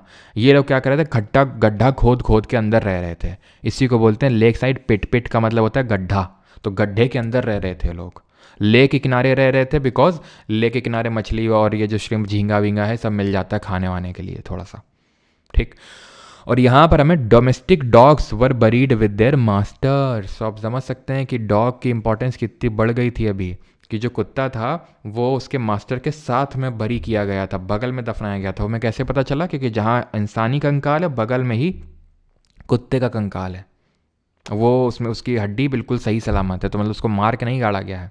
वो ऐसा हुआ होगा कि जैसे इंसान जैसे मर गया, अब एक साथ तो मरा नहीं गया, इंसान मरा कुत्ता मर गया, इंसान मर गया, जब उसका डॉग मरता होगा तो उसको भी साथ में वहीं दफना दिया जाता होगा। डॉग मरता होगा तो उसको दफना दिया गया, जब उसका मास्टर मरता होगा तो उसको वहाँ दफना दिया जाता होगा। ऐसे ऐसे करके, ठीक है। गुफकराल की अगर बात करेंगे तो गुफकराल जैसे मैंने बताया कश्मीर वैली में बुरजा होम गुफकराल पढ़ते हैं। बुरजा होम देख लिया, दो चीज़ें, एक तो गड्ढे में रहते थे और डोमेस्टिक डॉग्स है ना, उनका साथ वरी किया था मास्टर्स के साथ। गुफकराल, गुफ का मतलब है गुफा, कराल मतलब जो कुम्हार हैं उनको बोलते थे। तो केव ऑफ पॉटर यानी कि कुम्हारों की गुफा, जहाँ पर कुम्हार क्या करते होंगे भाई, पॉटरी बनाते होंगे, ये पॉटरी बनाते होंगे। तो एग्रीकल्चर और डोमेस्टिकेशन ऑफ एनिमल यहाँ पर हम यहाँ से भी देखने को मिलता है। और केव of Potter 41 kilometre south east of Srinagar. Bihar की एक साइड है चिरांद, चिरांद बड़े चिरांद आदमी हो, हमारे कानपुर में एक शब्द चलता है चिरांद का मतलब, समझते हो तुम लोग, कितने लोग समझते हो चिरांद का मतलब? तो चिरांद से जो है हमें टूल्स ऐसे देखने को मिलते हैं जो बोन के बने हुए, हड्डी के। अब बहुत हुआ पत्थर, अब हड्डियों के टूल्स बनाने लगे, क्योंकि हड्डी क्या होता है, डंडे जैसा होता है और थोड़ा सा पहना भी होता है। तो हड्डियों से बने हुए टूल्स कहाँ से मिले? बिहार के चिरांद से, ठीक। और कर्नाटका में साइट है संगना कल्लू, ब्रह्मगिरी, मस्की, पिकली हल, हल्लूर, नियोलिथिक साइट हैं। हुंसगी, हुंसगी जो कर्नाटका में है, अगेन रिपीट, वो पीलियोलिथिक है हुंसगी। हल्लूर, पिकली हल, मस्की और ब्रह्मगिरी और संगना कल्लू, ये हैं आपकी नियोलिथिक साइट। आंध्रा में है आपकी बुडिहल, उटनूर और नागार्जुना कोंडा, इन रिवर के आसपास है। भीम, कृष्ण, तुंगभद्रा, ज्योग्राफी में सब पढ़ चुके हैं आप। जरा बताइए भीम किसकी ट्रिब्यूटरी है? तमिलनाडु में पय्यमपल्ली, कावेरी नदी के पास। बेलन वैली, कोलदीवा, मेहरगढ़ा, ये सब आपको बता चुका हूँ। कोलदीवा जहाँ पर हमें एविडेंस ऑफ राइस मिले, ठीक है। महागरा, ये मेहरगढ़ नहीं, महागरा ही है। गारो हिल्स मेघालय में। दाओजली हेडिंग है असम में, यहाँ से हमें जेडाइट पत्थर मिला। जेडाइट पत्थर ये हरे कलर का पत्थर होता है, ग्रीन स्टोन होता है, इसी को ही जेडाइट स्टोन बोलते हैं। कहाँ से मिला? दाओजली हेडिंग, ये पड़ता है असम में, दाओजली हेडिंग। चिरांद ये है आपका बिहार में। कोलदीवा, ठीक है, इलाहाबाद में। फिर हल्लूर, ठीक है, ये आपका कहाँ पर है? कर्नाटका में। मेहरगढ़ पाकिस्तान में। बुरजा होम और गुफ कराल ये आपका पड़ता है कहाँ पे? कश्मीर में। क्लियर है इतनी चीज़, ठीक है। और पय्यमपल्ली है ये आपका नियोलिथिक। और यहाँ पर आप देख सकते हैं, यहाँ पर लिखा है कि नहीं, यहाँ पर आई थिंक लिखा नहीं है इन्होंने, ऐत्रापक्कम, ठीक है, ऐत्रापक्कम। ये ऐत्रापक्कम जो है आपका, ये साइट है पीलियोलिथिक, थोड़ा ध्यान रखना ऐत्रापक्कम के बारे में भी। बाकी तो भी हम क्वेश्चन करेंगे तो और क्लियर हो जाएगा। कैटल हुयू कि इंडियन सब कॉन्टिनेंट का नहीं है, ध्यान रखना, ये टर्की में पड़ता है। इसको हम प्रोटो सिटी यानी कि एक थोड़ा सा न्यू, सबसे जो लेटेस्ट सिटी है उस टाइम की मानते हैं। उस टाइम पे सबसे बढ़िया तरह से जो लोग रहते थे सिटी के तौर पे, वो कैटल हुयुक थी। नियोलिथिक साइट है ये, ठीक है। नियोलिथिक के अंडर पढ़ रहे हैं तो ऑब्वियस बात है नियोलिथिक होगा। कैटल हुयुक, ध्यान रखना, टर्की में फर्स्ट ह्यूमन प्रोटो सिटी। अब आते हैं, हमारा स्टोन एज खत्म हो गया यहाँ से। किसी कोई डाउट होगा तो पूछेगा। अब यहाँ से हमारा चाल्कोलिथिक यानी कि कॉपर एज स्टार्ट होगा।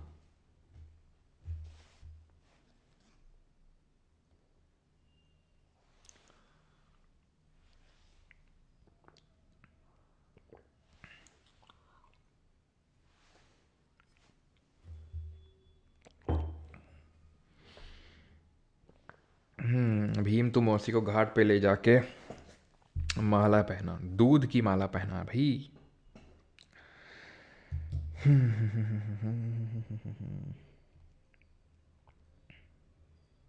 सर सारी याद करनी होगी भाई, एकदम से आप लोड मत बढ़ाओ अपना, ठीक है। ये सारी हमें याद करनी है अभी, बस तुम समझो। क्वेश्चन करेंगे तो आधी से ज़्यादा तो वहीं क्वेश्चन में याद हो जाएंगी, फिर रिवीजन करोगे तो याद हो जाएंगी, ठीक है।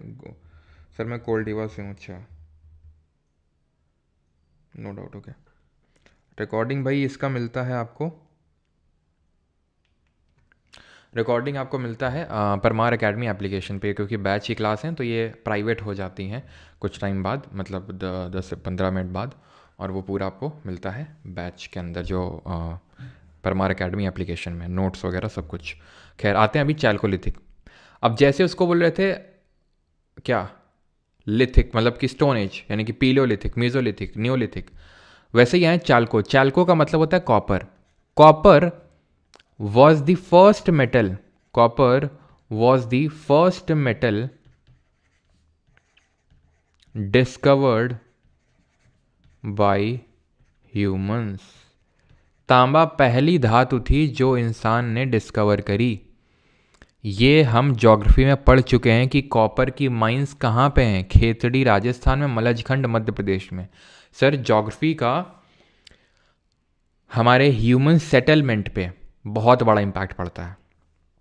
जैसे जो हम चैल्कोलिथिक एज पढ़ने वाले हैं, अभी हम देखेंगे यहाँ यहाँ डेवलप हुई, ये छोड़ो हड़प्पा, ये देखो ये यहीं क्यों डेवलप हुई, ज्योग्राफी इज़ द रीज़न, क्योंकि यहाँ पर माइंस थी। कॉपर ऐसा तो है नहीं कि सर ये माइंस तो अभी हैं, आज से इतने हज़ारों साल पहले। भाई ज्योग्राफी का मतलब होता है लाखों साल, मैंने बताया था। ज्योग्राफी का मतलब होता है लाखों साल, हज़ारों साल में तो कुछ सेंटीमीटर खिसकती है हमारी प्लेटें जो हैं। हमारी जो प्लेटें हैं वो बहुत कुछ सेंटीमीटर खिसकती हैं हज़ारों साल में। जैसे कि हर साल माना जाता है कि 2 से 3 सेंटीमीटर हर साल, तो 1000 साल बाद कितना, 1 मीटर मुश्किल से, 1-2 मीटर, कितना ही होता है, कुछ नहीं अगर हम देखें तो 1-2 मीटर ज्योग्राफी के हिसाब से। ठीक है, तो लाखों साल, तो ऑब्वियस सी बात है उस समय भी कुछ यही ज्योग्राफी रही होगी। खेतड़ी माइंस राजस्थान, मलजखंड मध्य प्रदेश।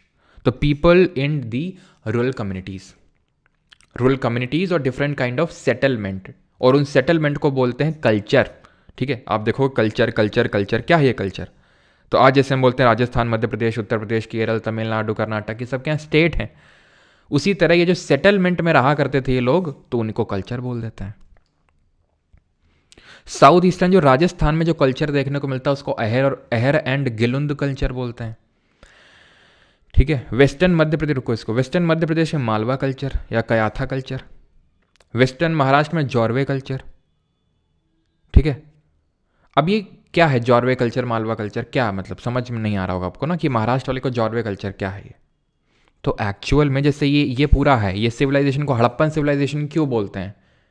क्योंकि Harappa was the first site to be discovered in this particular civilization. तो इस तरह यहाँ पर जो पूरा सिविलाइजेशन हमने डिमार्केट किया कि यार यहाँ ये पूरा हमें चाल्कोलिथिक देखने को मिल रहा है। यहाँ जो पहली साइट मिली थी वो जॉर्वे थी, तो इसलिए इसको जॉर्वे कल्चर बोल दिया। यहाँ जो पहली साइट मिली मध्य प्रदेश वाले रीजन में, तो उसको कयाथा और मालवा कल्चर बोल दिया। यहाँ जो राजस्थान में मिली उसको अहर बानस कल्चर बोल दिया। उसके ऊपर और मिला उसको गणेश्वर जोधपुरा कल्चर बोल दिया। समझ में आया आपको? ठीक है, जॉर्वे के तहत यानी जो महाराष्ट्र में मिला उसमें नेवासा भी था, दैमाबाद, चंडोली, इनाम गांव, नासिक, नवडा टोली, ये छोटी छोटी छोटी छोटी साइट्स मिली थी। लेकिन जॉर्वे कल्चर ही क्यों बोला? क्योंकि सबसे पहले जॉर्वे मिला था इसलिए। और सबसे बड़ी साइट कौन थी? दैमाबाद थी। ठीक है, ये चीज़ क्लियर हुई कि भाई ये कल्चर इंपॉर्टेंट है, कि आपसे पूछ लेगा कि कौन सा कल्चर कहाँ पे था। तो जैसे अहर बानस कल्चर कहाँ पे? ठीक है, अहर बानस कल्चर आपका यहाँ पर राजस्थान में। कयाथा मालवा, अब कयाथा मालवा के तहत आपका ये ईरान भी आता है। ठीक है, ईरान नहीं, ईरान है ये, ईरान जगह पड़ती मध्य प्रदेश में ही। ठीक है, तो कयाथा मालवा ईरान, ये ध्यान रखना है, ये आपका मध्य प्रदेश में आता है, और जॉर्वे महाराष्ट्र में। ये लोग अर्न बरियल प्रैक्टिस करते थे। अर्न बरियल का मतलब होता है जो कलश में जो अस्थियाँ, आज भी हम करते हैं इसको फॉलो, कलश में है ना अस्थियाँ डालते हैं और उसको उसका विसर्जन करते हैं, तो वो अर्न बरियल कहलाता है। Did not know about horses and burnt bricks, क्या स्टोन एज वाले हॉर्सेज जानते थे? बिल्कुल। ये मैं कैसे कह सकता हूँ? ये मैं ऐसे कह सकता हूँ, देख लो घोड़े नहीं बना रखे इन लोगों ने। लेकिन इंडस वैली वाले नहीं जानते थे जो बाद में आए थे। थोड़ी सी ये सरप्राइजिंग बात है लेकिन है। क्लियर? पॉटरी ये भी यूज़ करते होंगे। अब एक्चुअल में इसका भी चलो मैं कल बताऊंगा आपको, चलो हड़प्पा जब पढ़ाऊंगा। ठीक है, कि क्यों हड़प्पा भी यहाँ पे डेवलप हुआ। हड़प्पा के साथ ये लोग ट्रेड करते थे एक्चुअल में, अभी हम देखेंगे क्यों, क्या ट्रेड था, तो वो मैं आपको कल बताऊंगा। ठीक है, क्योंकि अभी वैसे तो समझ सकते हो कि तुम्हें पता है कि ये, इसको हम ब्रॉन्ज एज बोलते हैं। ये चीज़ अभी नहीं, शायद आपको नहीं पता होगी। ठीक है, आपने नहीं पढ़ा होगा तो। और ब्रॉन्ज ये तो पता होगा किसका अलॉय होता है, कॉपर और टिन का, तांबे और टिन का। तो ये लोग कॉपर लिया करते थे इनसे, नीचे वालों से कॉपर, ये जो यहाँ रहते हैं। और ये लोग टिन लिया करते थे, ये वाला जो रीजन है अफगानिस्तान के जो आसपास वाला रीजन है, यहाँ से टिन उठाते थे, दोनों को मिलाते थे, ब्रॉन्ज बनाते थे। तो इनके साथ ट्रेड करते थे। जैसे इन्होंने, हड़प्पा वाले ने इनको पॉटरी दे दी और इन्होंने इनको कॉपर दे दिया। तो पॉटरी किस तरह की यूज़ करते थे ये? या तो ब्लैक एंड रेड थी मोस्टली। ठीक है, ब्लैक एंड रेड ही थी मोस्टली, ये चीज़ ध्यान रखना। ब्लैक एंड रेड वेयर का मतलब होता है कि या तो काली है या तो पूरी लाल है, या कुछ काली है कुछ लाल है। ठीक है, और ये हो गई आपकी ऑकरे कलर। ऑकरे कलर जैसे नहीं वो होता है हमारा गेरू, जानते हो? कितने लोग गेरू जानते हैं? कितने लोग गेरू जानते हैं भाई? जैसे कि जो कच्ची ज़मीन होती है तो उसको गेरू से लीपा जाता है। पता नहीं तुमने पता है कि नहीं पता है, जैसे गांव में हमारे कच्चा है ना, घर वो कच्चा है, तो कच्चा है तो कच्चे में क्या होता है, लीपा जाता है। तो उसके लिए गेरू, गेरू को पानी में डालते हैं, पूरा बनाते हैं वो, है ना, पता है कितने लोगों को पता है। तो उसी कलर का, गेरुआ कलर का ये, ठीक है, ऑकरे कलर्ड पॉटरी। एक्चुअल में ऑकरे कलर्ड पॉटरी हम देखेंगे हड़प्पा वाले यूज़ करते थे, तो वो लोग ट्रेड करते थे इनके साथ तो देते थे। तो ब्लैक एंड रेड वेयर है, ठीक है। पॉटरी भी हम साथ साथ पढ़ते चलेंगे। जैसे अभी हमने कॉर्ड इम्प्रेस्ड पॉटरी पढ़ी थी पीछे। कॉर्ड इम्प्रेस्ड का मतलब है कि कलर नहीं था, वो धारी धारी से कुछ बनी हुई थी। अब यहाँ कलर स्टार्ट हो गया, ब्लैक एंड रेड। ये नॉर्थ, एक होती है NBPW, north black polished where, वो अलग होती है, वो हम बाद में पढ़ेंगे, ठीक है। ये भी ब्लैक एंड रेड वेयर और ऑकरे कलर ध्यान रखना, ठीक, क्लियर। अब किसी का यहाँ तक कोई डाउट ना हो तो क्वेश्चंस की ओर बढ़ा जाए, जल्दी से बताइए। कॉटन मैंने बताया था मेहरगढ़ में सबसे पहले देखने को मिला। टाइम पीरियड, ओके ठीक है, टाइम पीरियड यहाँ नहीं लिखा ना, तो टाइम पीरियड मैं आपको बता दूँ, इसका जो हमारा इसका था, किसका, हड़प्पन वाले का, वही उसी सेम टाइम पे ही उसकी के साथ ये हुआ था। आप ये मान के चलो कि रफली ये हमारा 1000 BC पे ख़त्म हुआ, तो ऐसा नियोलिथिक 1000 पे। तो ये मत सोचना कि चैल्कोलिथिक वाला 1000 से स्टार्ट होगा, नहीं, ठीक है। ये रफली आप ये मान के चलो जो 2500 या फिर 2000 भी आप कंसिडर कर सकते हो, 2000 BC, या फिर आप यहाँ पर 2500 ही लेके चलो, है ना।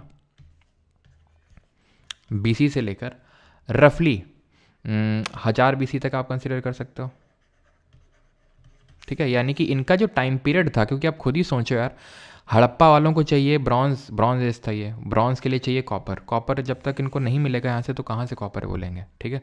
तो वही सेम टाइम पीरियड था जो कि हड़प्पन एज का था, ठीक है।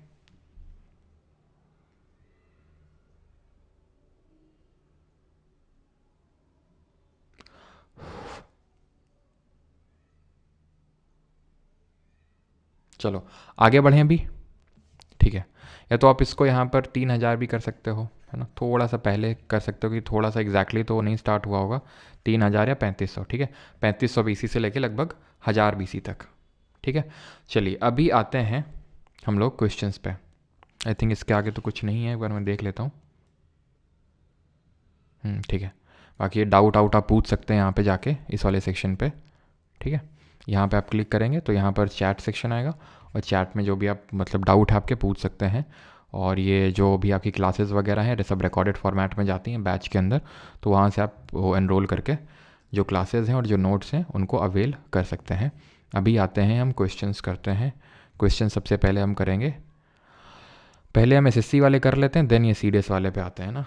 पहले SSC वाले कर लेते हैं क्योंकि थोड़े से आसान पड़ेंगे, तो इनको पहले अटैम्प्ट करते हैं। यस, पहला क्वेश्चन, फायर डिस्कवरी, फायर आपका पिलोलिथिक में ही था, ठीक है। एक लोग पूछ रहे हैं कि कौन पूछ रहा है, हिमांशु तोमर जी। तो हिमांशु तोमर जी, फायर यहाँ पर था आपका पिलोलिथिक में, ठीक है। फायर यहाँ पे था, मैं लिख देता हूँ, फायर के बारे में पता था इन लोगों को, ठीक है। व्हाट इज़ गेरू इन इंग्लिश, अब यार इंग्लिश में तो नहीं पता मुझे, गेरुआ मतलब पता नहीं कैसे क्या बोलते हैं यार गेरू को इंग्लिश में। सर AD एक बार फिर से बता दीजिए, इनफैक्ट ओके बताते हैं, रुको समराइज़ करना है, चलो मैं समराइज़ कर देता हूँ पहले, देन मैं आपको करवा दूंगा, ठीक है। AD सब कुछ समराइज़ ही कर देते हैं, लगे हाथ। चलो, तो हमने सबसे पहले क्या पढ़ा, हमने पढ़ा कि हम हिस्ट्री आज स्टार्ट की है, ठीक है। अब हिस्ट्री को हमने 3 पार्ट में डिवाइड किया, एंशिएंट, मेडिवल और मॉडर्न, टाइम पीरियड के बेसिस पे। तो एंशिएंट है कि जब से हमें हिस्ट्री के बारे में मालूम है तब से लेकर कब तक, तब से लेकर ये हम बात कर रहे हैं रफली 7th सेंचुरी AD तक, ठीक है, 7th सेंचुरी AD तक। देन हमारा 8th सेंचुरी AD से, मैं 8th AD लिख रहा हूँ, ठीक है, 8th सेंट AD से लेकर 17th सेंट AD तक, 17th सेंचुरी AD तक मिडिवल है, और इसके बाद से टिल नाउ हमारा मॉडर्न है। तो हमने एंशिएंट हिस्ट्री स्टार्ट किया। एंशिएंट में हमने पढ़ा कि हम सबसे पहले एक्चुअल में इसको डिवाइड करते हैं प्री हिस्ट्री, प्रोटो हिस्ट्री और हिस्ट्री, ठीक।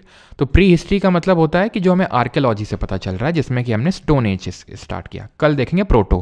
प्री का मतलब है कि कोई रिटन एविडेंस नहीं है, प्रोटो का मतलब है कि रिटन तो है लेकिन हम डिसाइफर नहीं कर पाए, हम पता नहीं लगा पाए हिस्ट्री का मतलब है यहाँ से एक्चुअल में रिटन एविडेंसेस थे जिनसे कि हमें पता चला, कोई ऑथर कुछ लिख के गया है ना, कौटिल्य ने कुछ लिखा, पनिनी ने कुछ लिखा, तो सब कुछ लिख के गए थे जिससे हमें पता चला। स्टोन एज हमने आज स्टार्ट किया प्री हिस्ट्री के तहत। स्टोन एज को हमने 3 पार्ट में डिवाइड किया। हमने एक को बोला ओल्ड वाला पीलियो, मिडिल वाला मीजो और नियो वाला नया। पीलियोलिथिक, मीजोलिथिक, नियोलिथिक, इसको भी 3 पार्ट में डिवाइड किया। कैसे डिवाइड किया हमने इसको हमने बोला अर्ली या लोअर, ठीक है। इसको हमने बोला, एक सेकेंड, ये तो मैं यहाँ लिख दूँ इसको, ठीक है। पीलियो को, तो पीलियो को मैंने फर्दर डिवाइड किया अर्ली या लोअर, मिडिल और अपर। और टाइम पीरियड क्या था इन लोगों का, 5 लाख से 10,000। ये एसएससी के लिए हम याद करेंगे 12,000 से 10,000।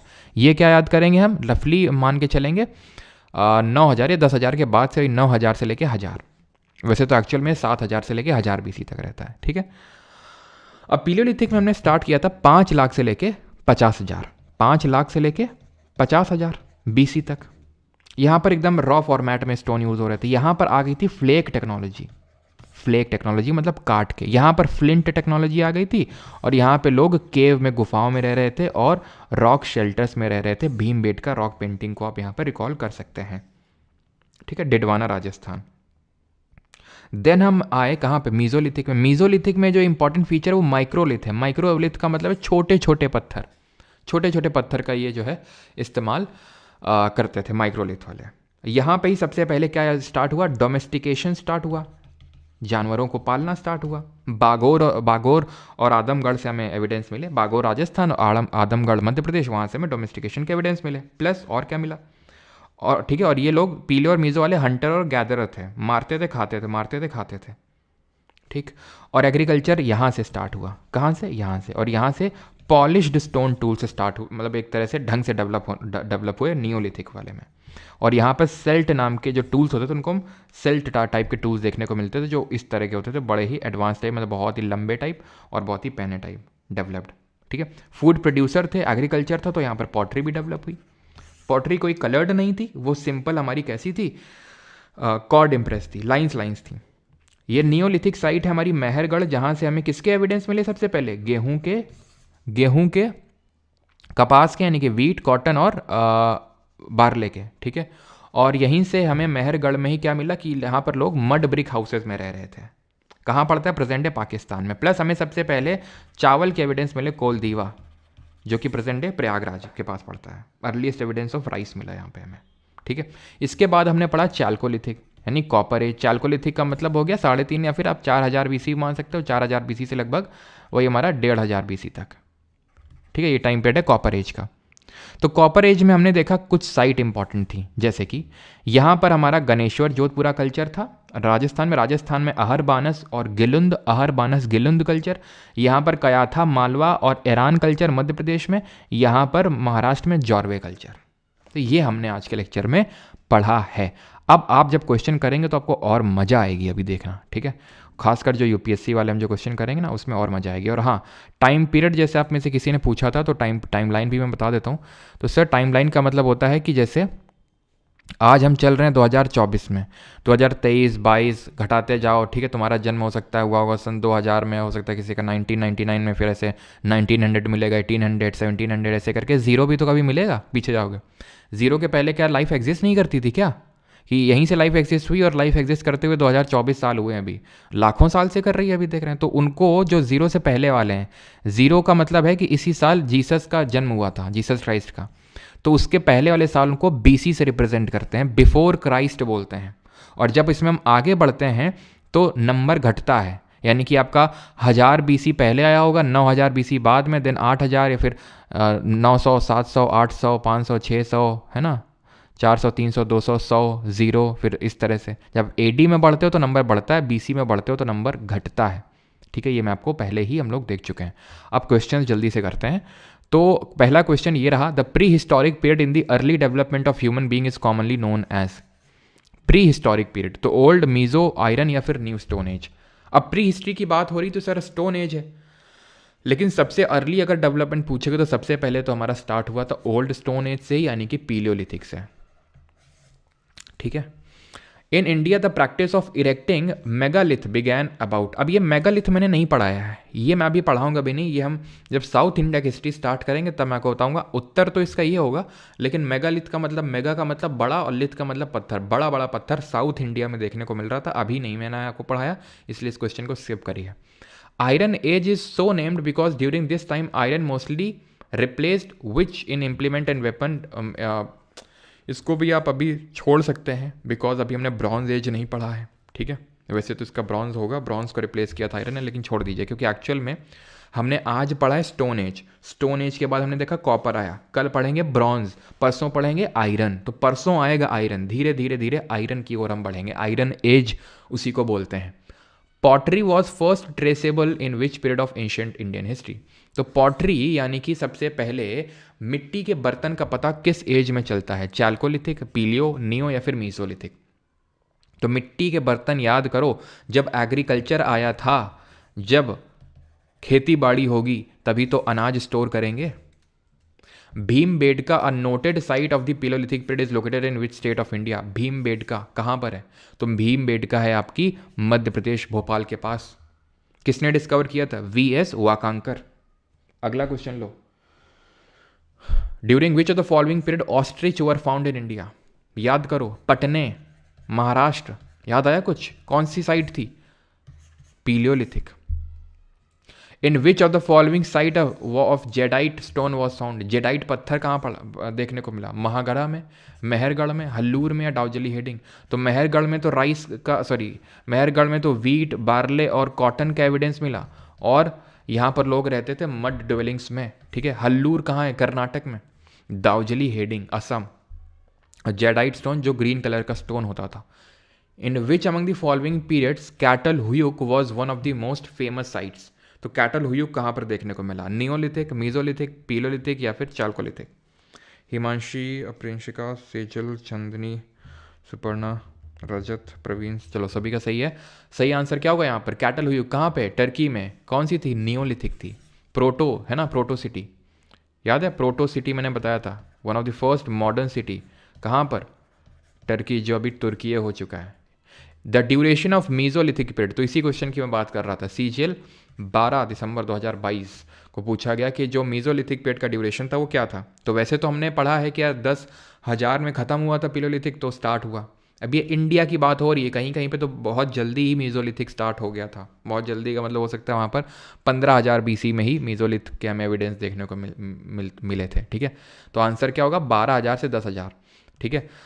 मोस्टली लोग जैसे जो खासकर जो ऐसे मतलब जिन्होंने क्वेश्चन नहीं किया तो लोग ये टिक करेंगे 10,000 से 7,000, लेकिन एक्चुअल में जो आंसर की मैं माना है तो ये माना है।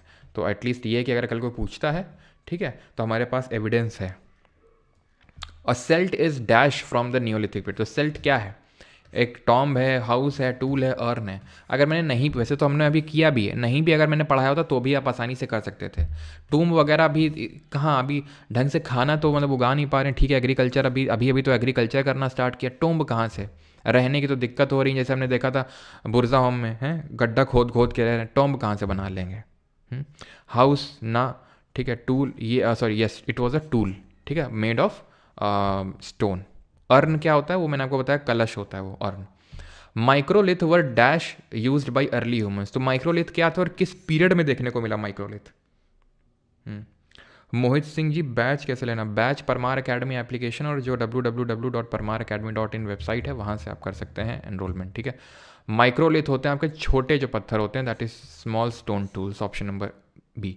कॉइन, सिक्के अभी डेवलप नहीं हुए थे, कपड़े भी नहीं, ठीक है, ढंग से डेवलप हुए थे। Which of the following is a Palaeolithic site, तो यहाँ पर क्या आंसर होगा, माइक्रोलिथ आपके यहाँ पे मीजोलिथिक पीरियड में देखने को मिले थे, जो मध्य पाषाण था। Which of the following is a Palaeolithic site of archaeological importance in India, Chirand, Burzahom, Hunsgi या फिर मेहरगढ़। तो पीलियोलिथिक साइट है, तो मेहरगढ़ हमने देखा था ये नियोलिथिक है।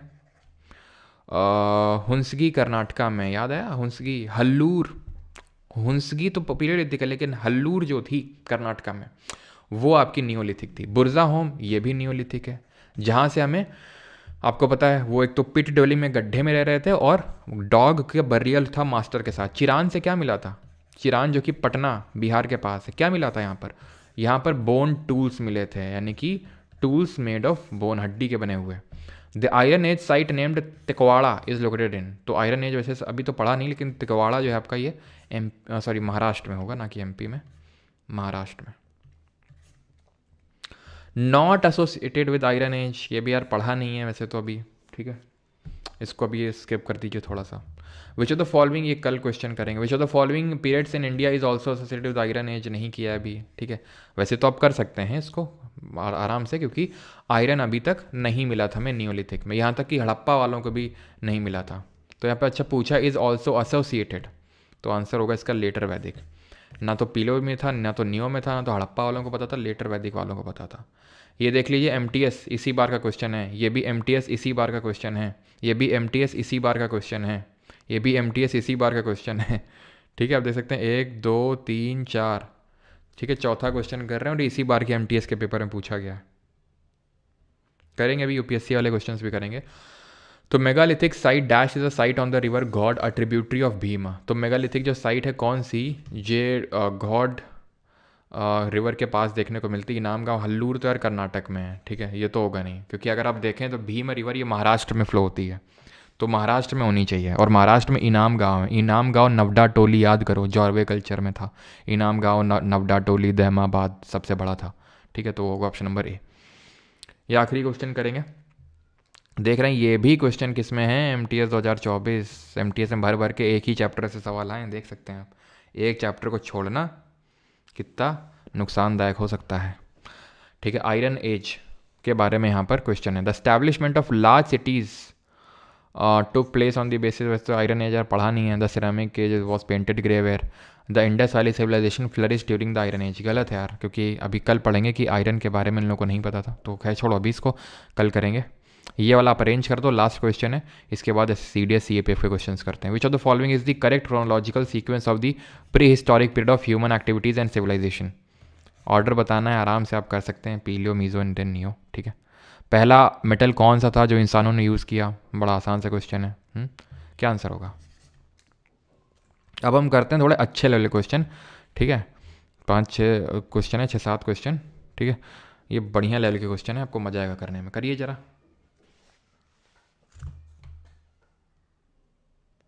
NTPC हो जाएगा क्या मार्च में एग्जाम है इस बैच से, बिल्कुल हो जाएगा शिवम, अगर मार्च तक तो ख़त्म हो जाएगा सब कुछ।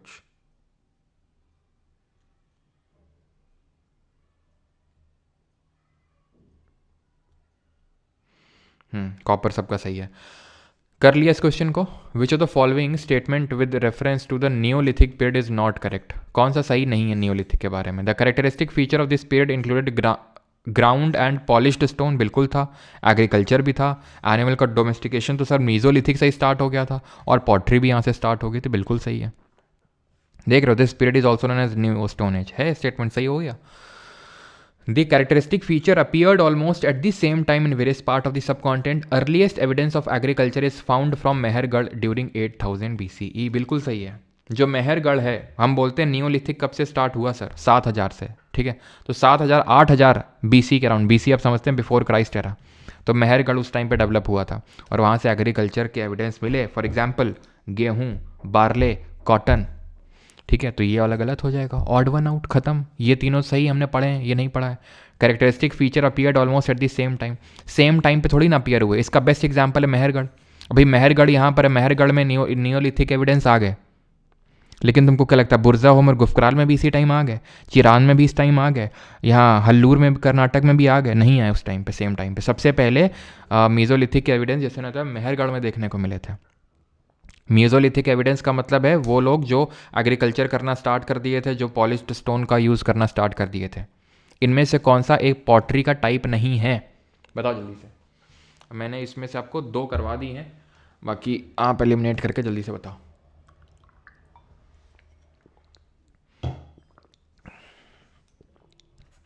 ये क्या है, ऑकरे कलर्ड पॉटरी है ना। ये क्या है, नॉर्थ ब्लैक पॉलिश्ड, ठीक है।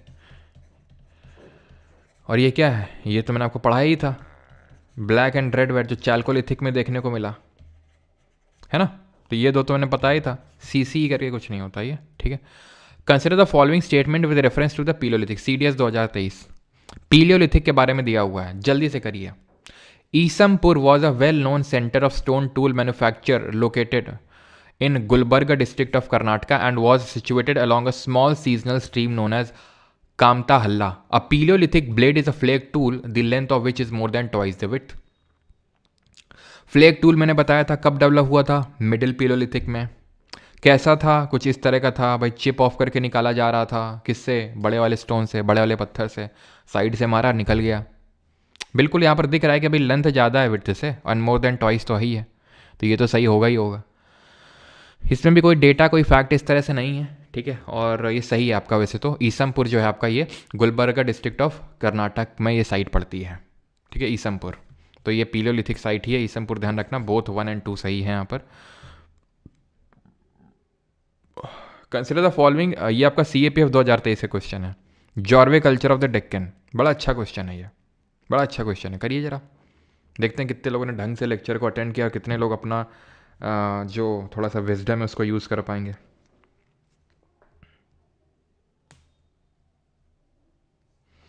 सर आपसे हिस्ट्री पढ़ के बिहार दरोगा क्लियर कर सकते हैं बेटा? हमसे हिस्ट्री पढ़ के हिस्ट्री अच्छी कर सकते हो, हिस्ट्री बिहार दरोगा एग्ज़ाम के लिए अच्छी कर सकते हो।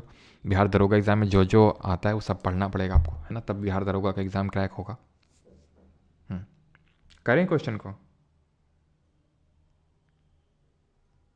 सर रेलवे के लिए PYQ कब होगा? होगा होगा, है ना, चलो तो करते हैं जरा। इट कवर्स प्रैक्टिकली, ये पूछ रहा है जॉर्वे कल्चर। जॉर्वे कल्चर मतलब चैल्कोलिथिक जो महाराष्ट्र में डेवलप हुआ था, यानी ये वाला, है ना। It covers practically the whole of the modern Maharashtra except, पूरा ही महाराष्ट्र देखा था, बस ये किनारे का पार्ट नहीं था, यानी कोस्टल पार्ट नहीं था। सही है ये।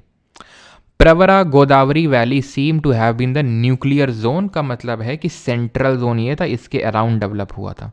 हमने नहीं पढ़ा है, मान लेते हैं नहीं पता है हमें, ठीक है। The large sites of this culture yield evidence of shifting culture के एविडेंस मिलते हैं।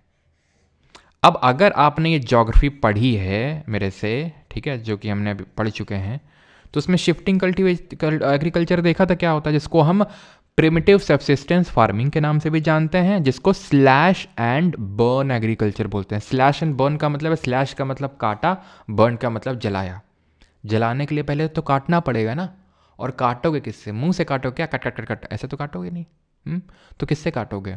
औजारों से काटोगे। औजार किसके बने होते हैं? लोहे के, ठीक है। तो आप खुद सोचो कि बड़े बड़े जो पेड़ हैं जिनको क्लियर करके आपको वहाँ खेती करनी है, तो क्या आपको लगता है कि जब अब यहाँ पर आयरन तो अभी डेवलप हुआ नहीं है? हुआ है क्या? नहीं हुआ है। और कॉपर एक जो होता है, लेट मी टेल यू, हम पढ़ चुके हैं अभी, केमिस्ट्री पिछला चैप्टर पढ़ा है।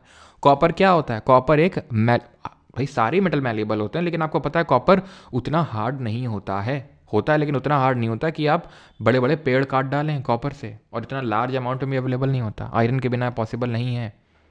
तो फिर ये कहाँ से शिफ्टिंग एग्रीकल्चर कर लेंगे, ठीक है।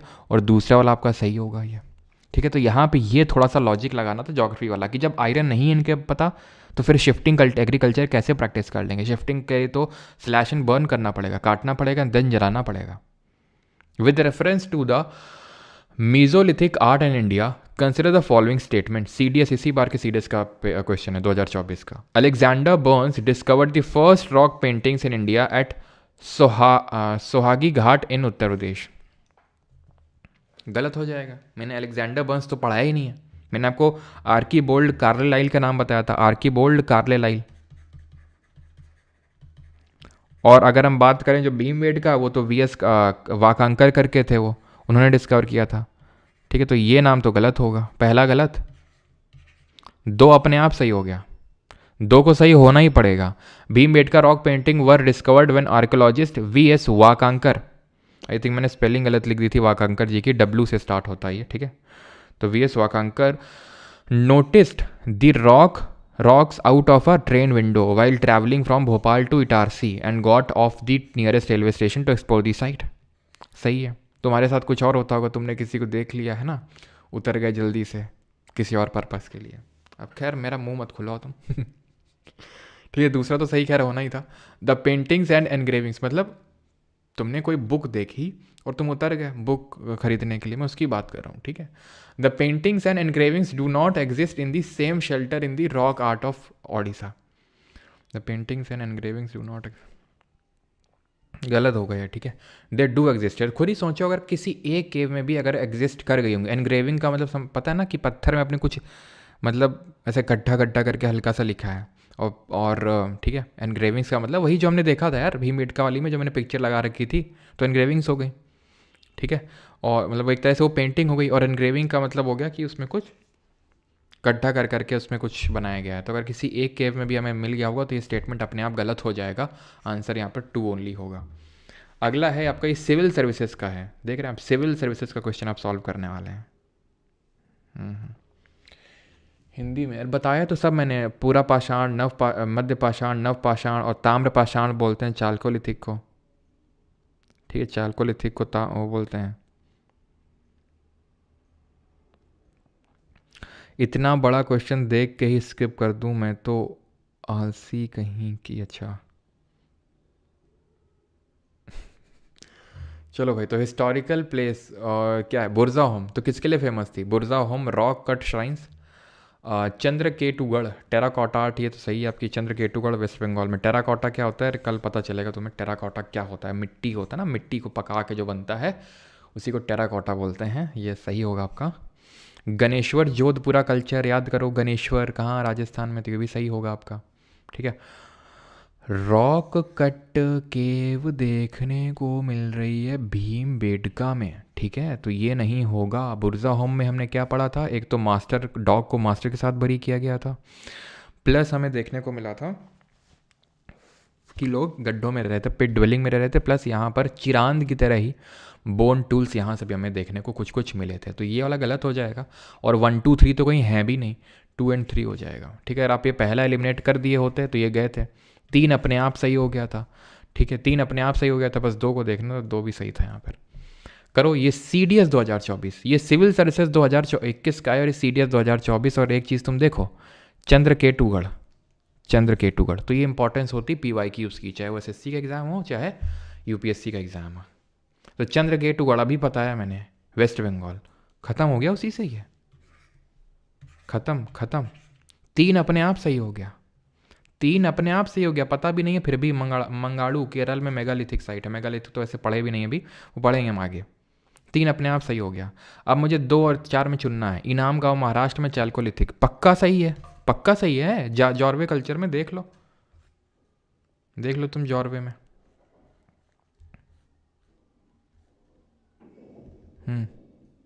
ये है इनाम गांव, जॉर्वे के अंडर चाल्कोलिथिक साइट, ठीक है। तो क्या आंसर हो जाएगा, 2 3, ऑप्शन नंबर बी। कर लो इस क्वेश्चन को। Consider the following archaeological site, Burzahom, Saraikhola, Kurnool, Attipakkam. इसको क्या करना है, इनको अरेंज करना है लोकेशंस को नॉर्थ से साउथ में, यानी ऊपर से नीचे में अरेंज करना है इनको, नॉर्थ से साउथ, नॉर्थ से साउथ करना है। कुरनूल कहाँ पड़ता है भैया, नियोलिथिक साइट है ये, आंध्रा में। बुरज़ाहोम देखे थे जम्मू एंड कश्मीर में, है ना। और सराइखोला तो नहीं देखें, अट्टी पक्करम ये भी आपका साउथ में ही पड़ेगा, और ये तमिलनाडु में है। तो बुरज़ाहोम सबसे ऊपर होगा। एक्चुअल में जो सराइखोला है ना, जैसे ये जम्मू कश्मीर है, ये जैसे बुरज़ाहोम है, या यहीं पे सराइखोला है, जस्ट थोड़ा सा नीचे सराइखोला, ठीक है, ये पाकिस्तान में पड़ता है सराइखोला, ये बुरज़ाहोम है, ठीक है। तो 1 होगा, देन 2 होगा, देन 3 होगा, देन 4 होगा, ठीक है। मान लेते हैं कि आपको नहीं पता 2 होगा पहले कि 1 होगा, लेकिन यार अट्टी पक्करम तो ये सबसे साउथ में ही होगा, ये आपका पीलियोलिथिक साइट है, तो मतलब सबसे लास्ट में ही होगा ये, ठीक है। तो सबसे लास्ट में होगा, 4 लास्ट में होगा, और 1 से शुरू है, तो यानी बुरज़ाहोम ही होगा, ठीक है। 1 2 3 4। And the last question is this, which among the following is a Neolithic site, इनमें से कौन सी नियोलिथिक साइट है, बताइए। आदिचालूर है, हल्लूर है, ब्रह्मगिरी है, फिर करनूल है, बताओ जल्दी से कौन सी साइट है आपकी नियोलिथिक साइट। सर मेरा नाम लो, क्यों भाई, क्यों नाम लें आपका।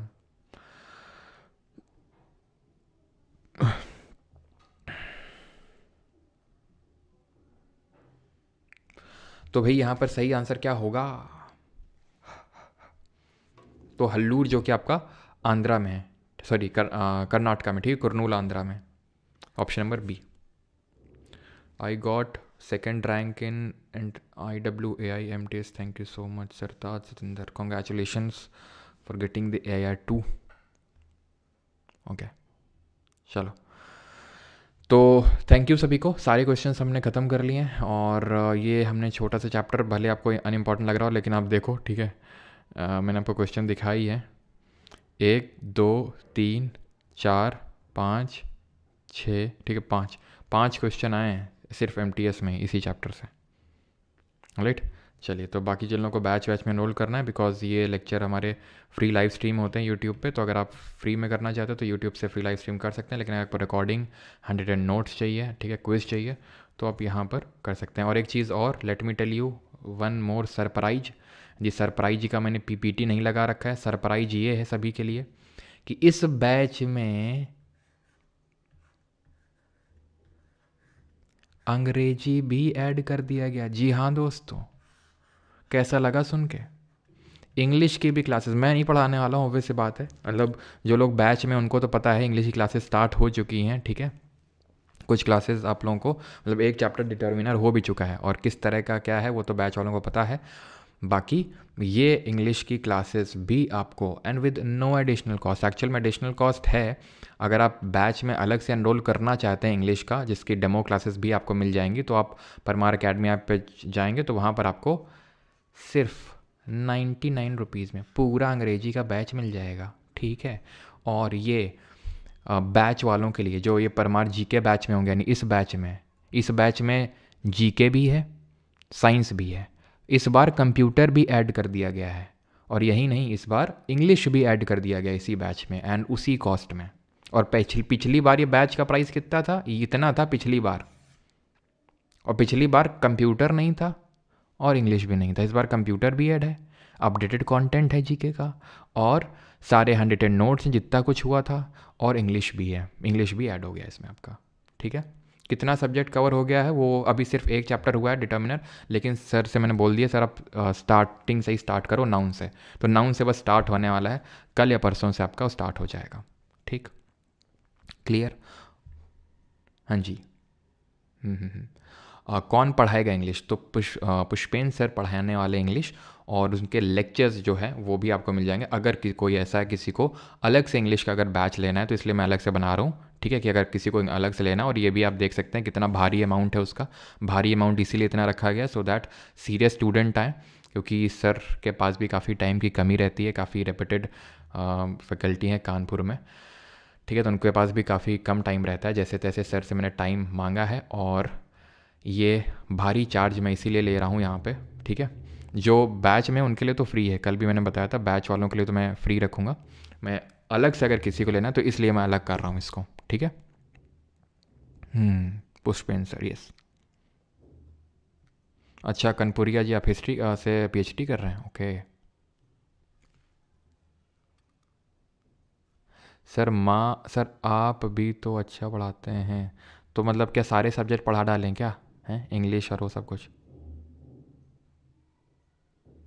हाँ, 99 रुपये में पूरा अंग्रेजी का बैच मिल जाएगा। और अगर आप इस वाले बैच में हैं तो आपको कोई बैच वैच ही नहीं है, जो आता है इसके अंदर आके समा जाता है। कोई भी नोट्स आता है इसके अंदर आके समा जाता है, कोई भी बैच आता है, जैसे कंप्यूटर का बैच आया इसके अंदर आके समा गया, इंग्लिश का आया वो इसके अंदर आके समा गया।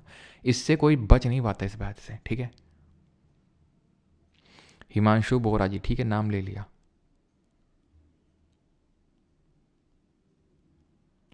2.0 3.0 में कुछ डिफरेंस है क्या? डिफरेंस इन दी सेंस कि अपडेटेड हैं चीज़ें, ठीक है। बनास नदी होता है, बानस नहीं होता है, मेरी माफ़ी चाहूँगा मैं, बानस निकल जाता है मुंह से, मेरे मुंह से निकल गई। PPT बाइलिंगुअल रखिए, शिवानी विश्वकर्मा जी, कल से PPT बाइलिंगुअल होगी, ठीक।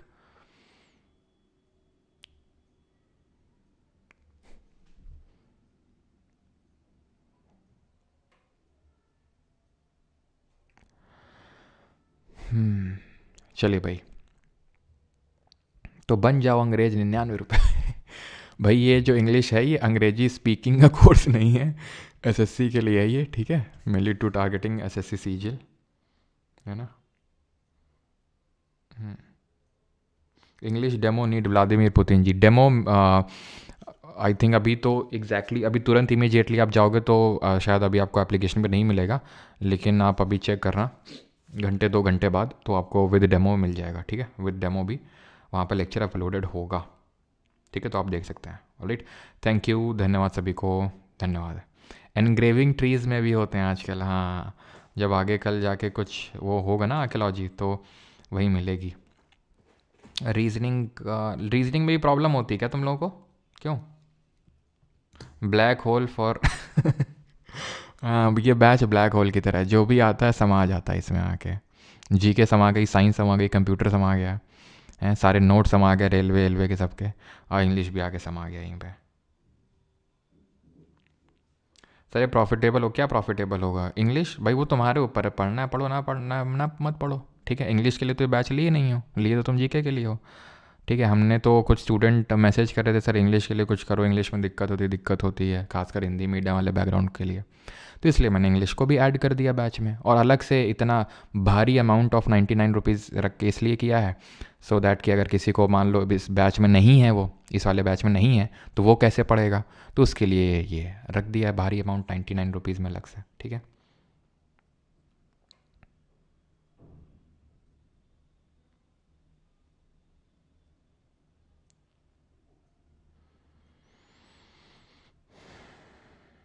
क्रिसमस ऑफर दो ना, क्रिसमस ऑफर चाहिए, हर चीज़ में ऑफर चाहिए, फिर न्यू ईयर आएगा, न्यू ईयर ऑफर चाहिए, हैं क्यों?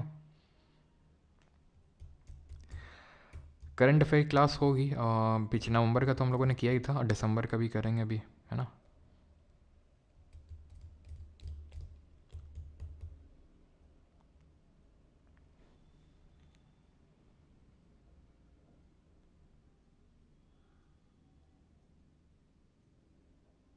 हाँ, स्टूडेंट ने बोला करने का तो करने का। क्या चीज़?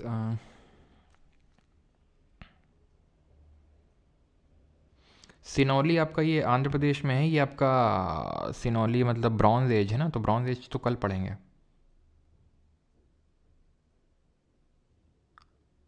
लाइफ टाइम बैच में क्या डिफरेंस है? डिफरेंस ये है कि लाइफ टाइम के लिए, हमेशा के लिए आप पढ़ो, आपके भाई बहन पढ़े हैं छोटे, आपके पड़ोसी पढ़े हैं, आपके बच्चे पढ़े हैं, हर कोई पढ़े।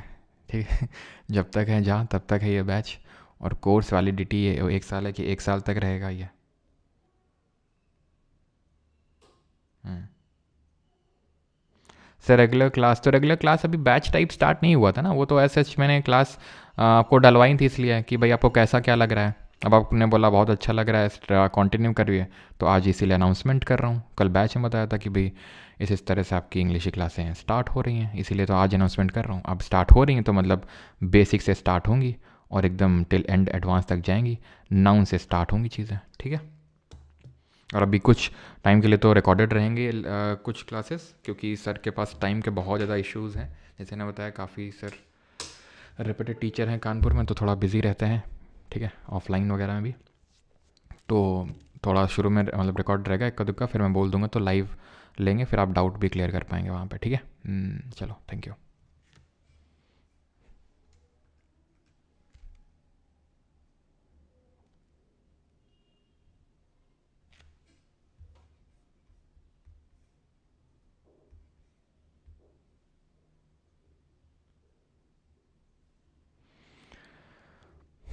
उसमें वो कैब भी होगी, सब कुछ होगा, वो कैब सब कुछ होगा, है ना। पॉटरी मीज़ोलिथिक होगी या न्यूलिथिक? शासिद जी, पॉटरी पूरी तरह से ढंग से न्यूलिथिक में डेवलप हुई थी। ठीक है,